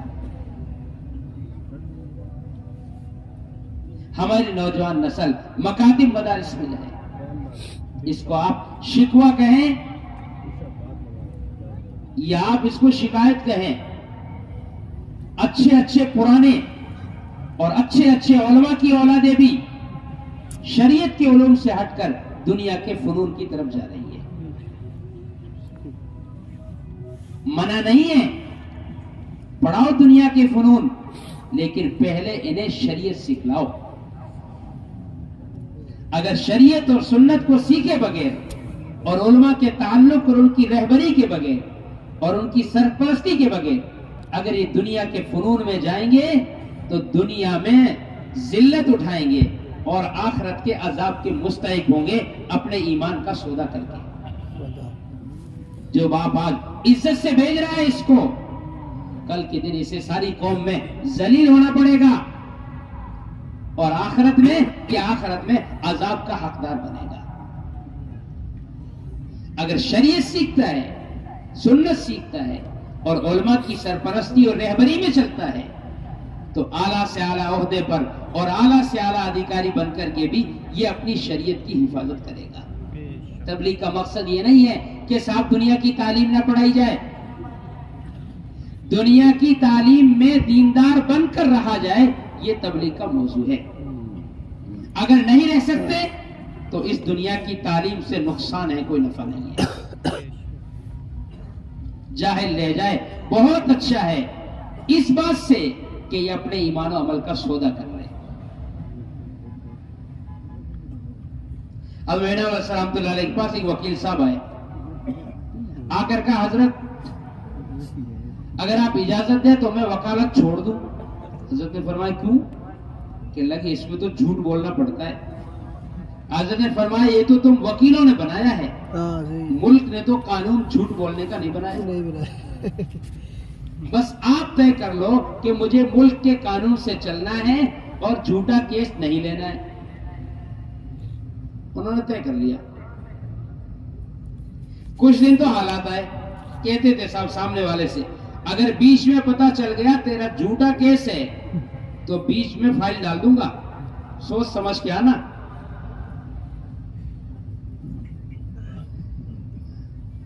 اب اپنی پسند کیا پیسہ لیتے تھے، اور جب فائل لے کر کے چیمبر میں جاتے تو جج اٹھ کر کہتا صاحب ان وکیل صاحب کا کیا کہنا، یہ تو اپنی گواہی آسمان سے طے کرا کے آتے ہیں، ہمیں ان کی گواہوں کی ضرورت نہیں، یہ فیصلہ جو لائے ہیں وہ بالکل ٹھیک ہے، یہ باہر آسمانوں سے طے کروا کے آتے ہیں۔ تو ایسا نہیں ہے کہ صاحب عہدے، کرسیاں اور دنیا کے اسباب یہ کوئی غلط چیز ہے، کہ نہیں، شریعت سنت کا پابند بن کر رہنا یہ ضروری ہے، اور یہ اس وقت تک نہیں ہو سکتا جب تک علماء کی سرپرستی میں نہ چلے۔ ہمارے مال کا سب سے بہتر مصرف وہ مدارس اور مکاتب ہیں۔ خواہشات پر مال خرچ ہو رہا ہے، نام و نمود پر مال خرچ ہو رہا ہے، اللہ کے دین پر اور دین کے علم پر مال خرچ کرنے میں نفس پر بوجھ پڑتا ہے کہ نہیں، اپنے پاک مال کو مدارس اور مکاتب میں لگائیں، اپنی نوجوان نسل مکاتب مدارس میں لگائیں، اور مرد کے مرد دین کی تعلیم کے لیے مسجد سے جڑیں۔ سنو، دھیان سے سنو، کوئی مدرسہ، کوئی دارالعلوم، کوئی مکتب مسجد کے اندر عوام اور علماء کے اختلاط کا بدل نہیں ہو سکتا کہ صاحب مدرسہ ہے تو مسجد میں علم کا حلقہ لگانے کی کیا ضرورت ہے، کہ نہیں، مدارس مکاتب سے علم محفوظ ہوتا ہے، اور علم کا احیاء اور علم کا زندہ ہونا یہ مسجد کے ماحول پر ہی موقوف ہے۔ یہ سوچنا، یہ خیال کرنا یا یہ نظریہ پیدا کرنا کہ صاحب علم کے لیے تو پورا کٹ کر آنا پڑے گا، کہ نہیں، یہ صحابہ کا طریقہ نہیں تھا۔ کیا آپ اس بات کا انتظار کریں گے کہ ایک آدمی جہالت سے نکالنے کے لیے پورے 8 سال کے لیے تجارت چھوڑ کر آئے گا؟ کہ نہیں، صحابہ کا معمول ہے روایتوں میں مسجد کے ماحول میں علماء کی صحبت میں رہ کر تعلیم اور تجارت دونوں کو جمع کر کے چلتے تھے، اس کا کوئی انکار نہیں کر سکتا۔ یہ نہ غلط فہمی میں پڑھنے کی چیز ہے اور نہ غلط فہمی میں کسی کو ڈالنے کی چیز ہے، سیرت بری ہوئی اس سے۔ دو مل کر تجارت کرتے تھے، ایک کہتا تھا میں تاجر ہوں، آج تجارت کرتا ہوں، تو مسجد میں رہ، مجھے علم سکھلانا۔ دوسرے دن تو تجارت پہ جانا، میں مسجد میں رہوں گا، میں علم سیکھوں گا، جو سیکھوں گا تجھے سکھلاؤں گا۔ یہ صحابہ کا معمول ہے روایتوں میں۔ دن بھر محنت مزدوری کرتے، رات کو مسجد کے ماحول میں آ کر علم کے حلقوں میں علماء کی صحبت سے مسجد کے ماحول میں علم سیکھتے تھے۔ جب تک عوام اور علماء کا اختلاط مسجد کے ماحول میں نہیں ہوگا، اس وقت تک امت کی عموم جہالت سے نہیں نکل سکتا۔ آج اللہ معاف فرمائے، امت کا 80%، 90% طبقہ وہ شریعت کے بنیادی علم سے جاہل ہے۔ میں سیدھی سی بات کو، ہمارے طلبہ بیٹھے ہوئے، کتاب البیوع، تجارت کے مسائل مکاتب میں، مدارس میں پڑھائے جاتے ہیں۔ تجارت وہ لوگ کرتے ہیں جن کا مکاتب مدارس میں ایک دن بھی لگا، ان کو پتہ ہی نہیں بے کے اصول کیا ہوتے ہیں، کہ یہ کہاں سیکھیں گے، کہ یہ سیکھیں گے مسجد کے ماحول میں، کہ چیز کو کیسے بیچا جاتا ہے، کیسے خریدا جاتا ہے۔ اہل علم کی ذمہ داری ہے مسجد میں وقت دے کر عوام کے ساتھ اختلاط کرے۔ جیسے ایک ڈاکٹر ایک ایک مریض کی نبض پکڑتا ہے اور اس کو اپنی سرپرستی میں رکھ کر اس کا علاج کرتا ہے، یہ آپ کا پرہیز ہے، یہ آپ کو کرنا ہے، یہ آپ کو نہیں کرنا ہے، 5 دن بعد پھر دکھانا ہے، پھر اگلی دوائی دینی ہے، کہ جب تک علماء اس طرح ایک ایک کا ہاتھ پکڑ کر اس کو جہالت سے نہیں نکالیں گے، امت جہالت کی طرف آگے بڑھتی جائے گی۔ اس کے لیے مسجد میں علم کے حلقے، ایک ایک مسلمان کی خوشامد کر کے مسجد میں لاؤ. یہ مسجد سے جڑے گا, اس کا ایمان عمل محفوظ رہے گا. امت مسجد سے کٹے گی, دنیا کی کوئی طاقت اس کو دین پہ نہیں لا سکتی. اس زمانے میں سمجھا ہوگا مسجد میں نماز ہو گئے, مسجد میں کیا کام ہے, کہ نہیں, مسجد مسلمان کے پورا دین سیکھنے کے لیے ہے. دور نبوت میں علم کے سیکھنے کی کوئی جگہ نہیں تھی مسجد کے علاوہ. 100% دین مسجد کے ماحول میں سیکھا جاتا تھا. امت کا عموم دین کی طرف اور علم کی طرف مسجدوں میں علم کے حلقے قائم کرنے سے. مسجد میں 5 کام نہیں ہے, ایک ایک ایمان والے کا مسجد کی محنت سے جڑنا یہ اصل ہے. اس کے لیے طے کرو انشاءاللہ اپنی مسجدوں کو 24 گھنٹے اعمال سے آباد کریں گے انشاءاللہ. آپ ابھی جا رہے ہیں مسجد آباد کرنے, فوراً ہی چل رہی ہے ماشاءاللہ, بہت اچھا. نہیں تقاضا, چلے جاؤ, تقاضا چلے جاؤ, کوئی بات. نیت کرو انشاءاللہ 2.5 گھنٹے سے 8 گھنٹے مسجد کو دیں گے انشاءاللہ. بڑی عجیب بات ہے, بڑی عجیب بات ہے. ہم 2.5 گھنٹے لگاتے ہوئے یہ تو سوچتے ہیں کہ صاحب کوئی ایسا ساتھی ساتھ میں لو جو بات کر سکے اور سامنے والے کو بات سمجھا سکے. لیکن یہ نہیں سوچتے کیونکہ ایسا عالم ساتھ میں لیں جو ہمیں مسئلہ بتا دے, کوئی ایسا حافظ ساتھ میں لے جو ہمیں سورہ فاتحہ صحیح کرا دے. 40 سال ہو گئے تبلیغ میں لگ کر, اب یاد نہیں ہے. تبلیغ زندہ باد. 40 سال سے نماز پڑھ رہا ہوں, دعائیں قنوت یاد نہیں ہے. نمازی ہوں پکا, کہ پکا نمازی ہے, لیکن نماز صحیح ہے کہ نہیں ہے. اگر صحیح نہیں ہے تو رہے تو میں یہ نماز منہ پر مار دی جائے گی میلے کپڑے کی طرح. یہ دعا کرے گا اور نماز بد دعا کرے گا. دوسری بنیاد یہ امت مسجد سے جڑے, ایسی محنت کی جائے کہ کسی بھی مسلمان کا خالی وقت مسجد سے باہر نہ لگے. تیسری بنیاد یہ ہے کہ ہر ایک ایمان والا اپنی جان, اپنا مال, اپنا وقت لے کر اللہ کے راستے میں نکلے. یہ بنیادی طور پر 3 بنیادیں ہیں دل گھیرے گے سوچیا, جس کا آپ علیہ الصلوۃ والسلام نے ایک ایک مسلمان کو, ایک ایک ایمان والے کو پابند بنایا تھا. آپ اسلام کی تاریخ اٹھا کر دیکھ لینا, جب تک ایمان والا ان 3 بنیادوں پر قائم تھا, دنیا کی کوئی بھی طاقت اس کو بے دین نہیں بنا سکی. جب ان بنیادوں سے ہٹا ہے تو دین غیر محسوس طریقے سے اس کی زندگی سے نکلتا چلا گیا. اس کے لیے دوستو بزرگوں طے کرو انشاءاللہ اپنا جان مال لے کر اللہ کے راستے میں پھریں گے انشاءاللہ. ہر سال کے 4 مہینے کی ترتیب بنائیں گے انشاءاللہ. اب چلا گیا, اب تو 4 مہینے ہیں ہر سال کے. ہم الیاس صاحب رحمۃ اللہ علیہ فرماتے تھے جب تک ہر سال کے 4 مہینے دینے کو اپنی زندگی کا جزء لازم نہیں بناؤ گے, ایمان کی حلاوت نصیب نہیں ہوگی. دنیا میں ہم نظر ڈال کر دیکھیں, لاکھوں کی تعداد میں لوگ ہیں جو 4 مہینے ہر سال کے 4 مہینے لگاتے ہیں. ہم سوچے صاحب کیسے لگیں گے. مولیہ صاحب جب کام شروع کیا تو مفتی کفایت اللہ صاحب کے پاس گئے, بڑے مفتی تھے دلی میں. جا کر کہا حضرت اللہ نے میرے دل میں ڈالا میں لوگوں کو 4 مہینے نکالوں, اپنے جان مال سے نکلے.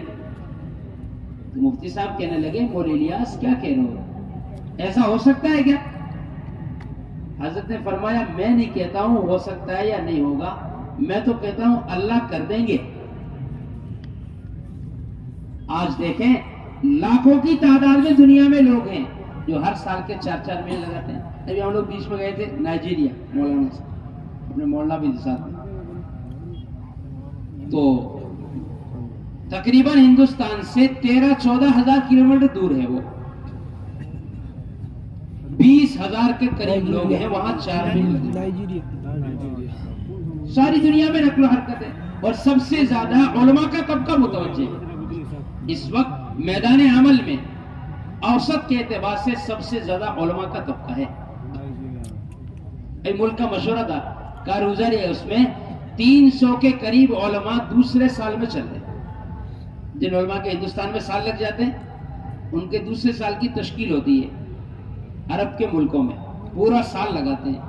300 کے قریب علماء ہیں جو دوسرے سال میں چل رہے ہیں. ماشاءاللہ اپنے یہاں کے بھی ہیں، مفتی صاحب اور بڑے عمران صاحب گئے ہوئے.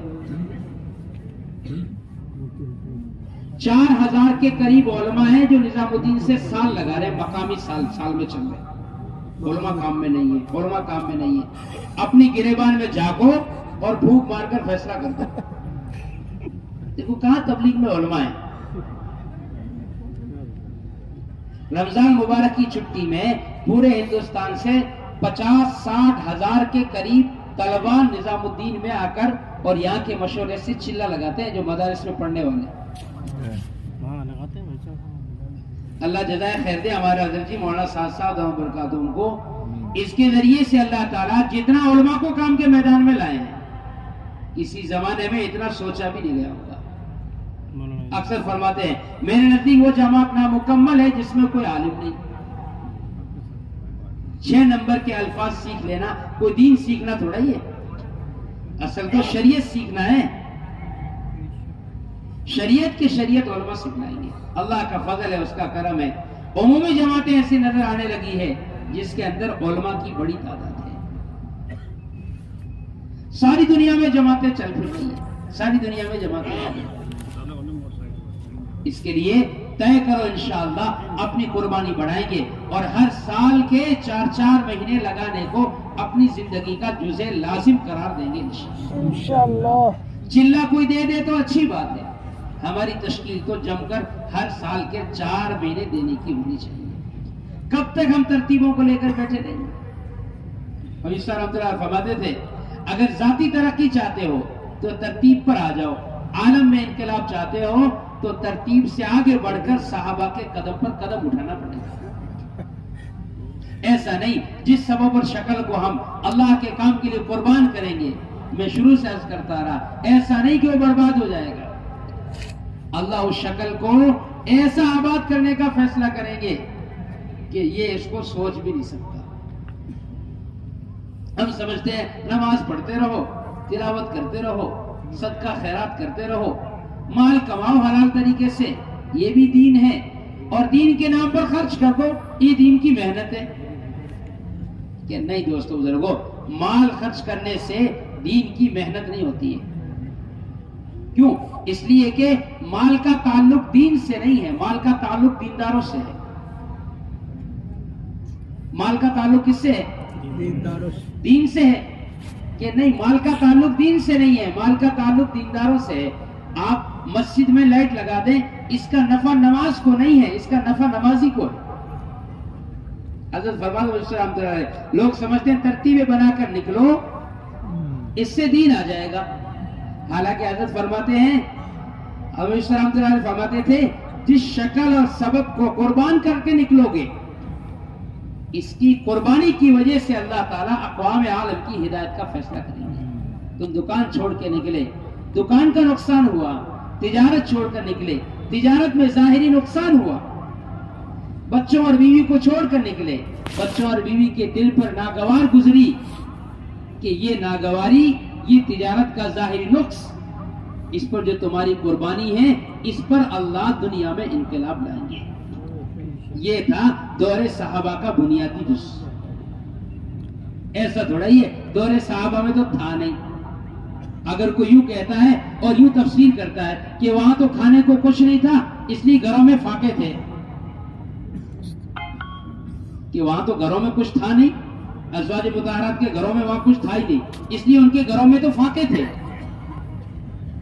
کہ نہیں، علماء نے لکھا ہے اللہ کے نبی علیہ الصلوۃ والسلام ہر مہینے کی شروع میں ازواج مطہرات کے گھر میں اتنا پورا راشن بھیج دیتے تھے جو مہینے بھر کے لیے ان کی کفالت کر لے. وہ ان کا مزاج تھا کہ وہ خرچ کر دیتی تھی. یہ استدلال کرنا اور یہ کہنا کہ صحابہ کے گھروں میں تو اسباب ہی نہیں تھے، وہاں تو چولہا ہی نہیں جلتا تھا، وہاں تو فقر و فاقے ہوتے تھے. کہ صحابہ کا فقر و فاقہ اضطراری نہیں تھا، اختیاری تھا، خود اختیار کیا ہوا تھا. اور ان کے اس فقر و فاقے کے اختیار کرنے نے عالم میں انقلاب لایا تھا. آج ہم خواہشات کے پیچھے پڑے ہوئے ہیں, اسی کو دین سمجھ رہے. کہتے کیا ہے صاحب, کھانا کمانا بھی تو دین ہے. حالانکہ صحیح حدیث میں ہے ایک آدمی مالدار بننے کے لیے حلال طریقے سے تجارت کرے اور مال کا حق ادا کرے, لیکن نیت یہ ہے مالدار بن جاؤں, قیامت میں اس حال میں آئے گا اللہ اس سے سخت ناراض ہوں گے. ضرورت کے لیے محتاج نہ بنوں, سوال نہ کروں, گھر والوں کے حق ادا کر دوں, ضرورت کے لیے کماتا ہے تو حدیث میں فرمایا یہ اس طرح آئے گا کہ اس کا چہرہ 14ویں رات کے چاند کی طرح چمکتا ہوا. آج ہم سوچیں ہماری محنتیں دنیا کی با اعتبار ضرورت کے ہیں یا با اعتبار خواہش کے ہیں؟ خواہش کا یہ ہے. ہر ایک بڑی بڑی خواہشات کو پورا کرنے میں لگا ہوا. خواہش کے لیے کمانا دین نہیں ہے, ضرورت کے لیے کمانا دین ہے. اس کے لیے دوستو بزرگوں طے کرو انشاءاللہ ہر سال کے 4 مہینے لگانے کا معمول بنائیں گے انشاءاللہ. جس طرح آپ حضرات بیٹھے ہوئے ہیں اسی طرح بیٹھے رہیں, اپنی جگہ کھڑے ہو کر ہمت کر کے فرماؤ ہر سال کے 4 مہینے دینے کے لیے کون کون تیار ہے؟ اس سال کے 4 مہینے یہاں سے نقد دینے. ہمارے چورو کے اجتماع سے کوئی جماعت چلنے کی نہ جائے, سب جماعتیں 4 مہینے کی جائے. ہمت کرو, چلنے کے لیے وہ بھی 4 مہینے کی نیت کر کے کھڑے ہو جاؤ. اللہ ضائع نہیں کریں گے, اللہ نسلوں کو آباد کرنے کا فیصلہ فرما دیں گے. اور کھڑے ہو, اور کھڑے ہو جاؤ, اپنی جگہ ہمت کر کے کھڑے ہو جاؤ. ضائع نہیں ہوں گے, اللہ نسلوں کو آباد کرنے کا فیصلہ کریں گے ماشاءاللہ. اور ہمت فرماؤ, اور ہمت فرماؤ. 4 مہینے اپنی جگہ کھڑے ہو کے نیت کر لو. ارے دنیا میں کتنا وقت لگا لیا, کئی سال ملکوں میں گزار دیے, سونے کی اینٹیں نہیں لگائی بلڈنگوں میں, اب کیا کر لو گے؟ اور ہمت کرو, اور ہمت کرو.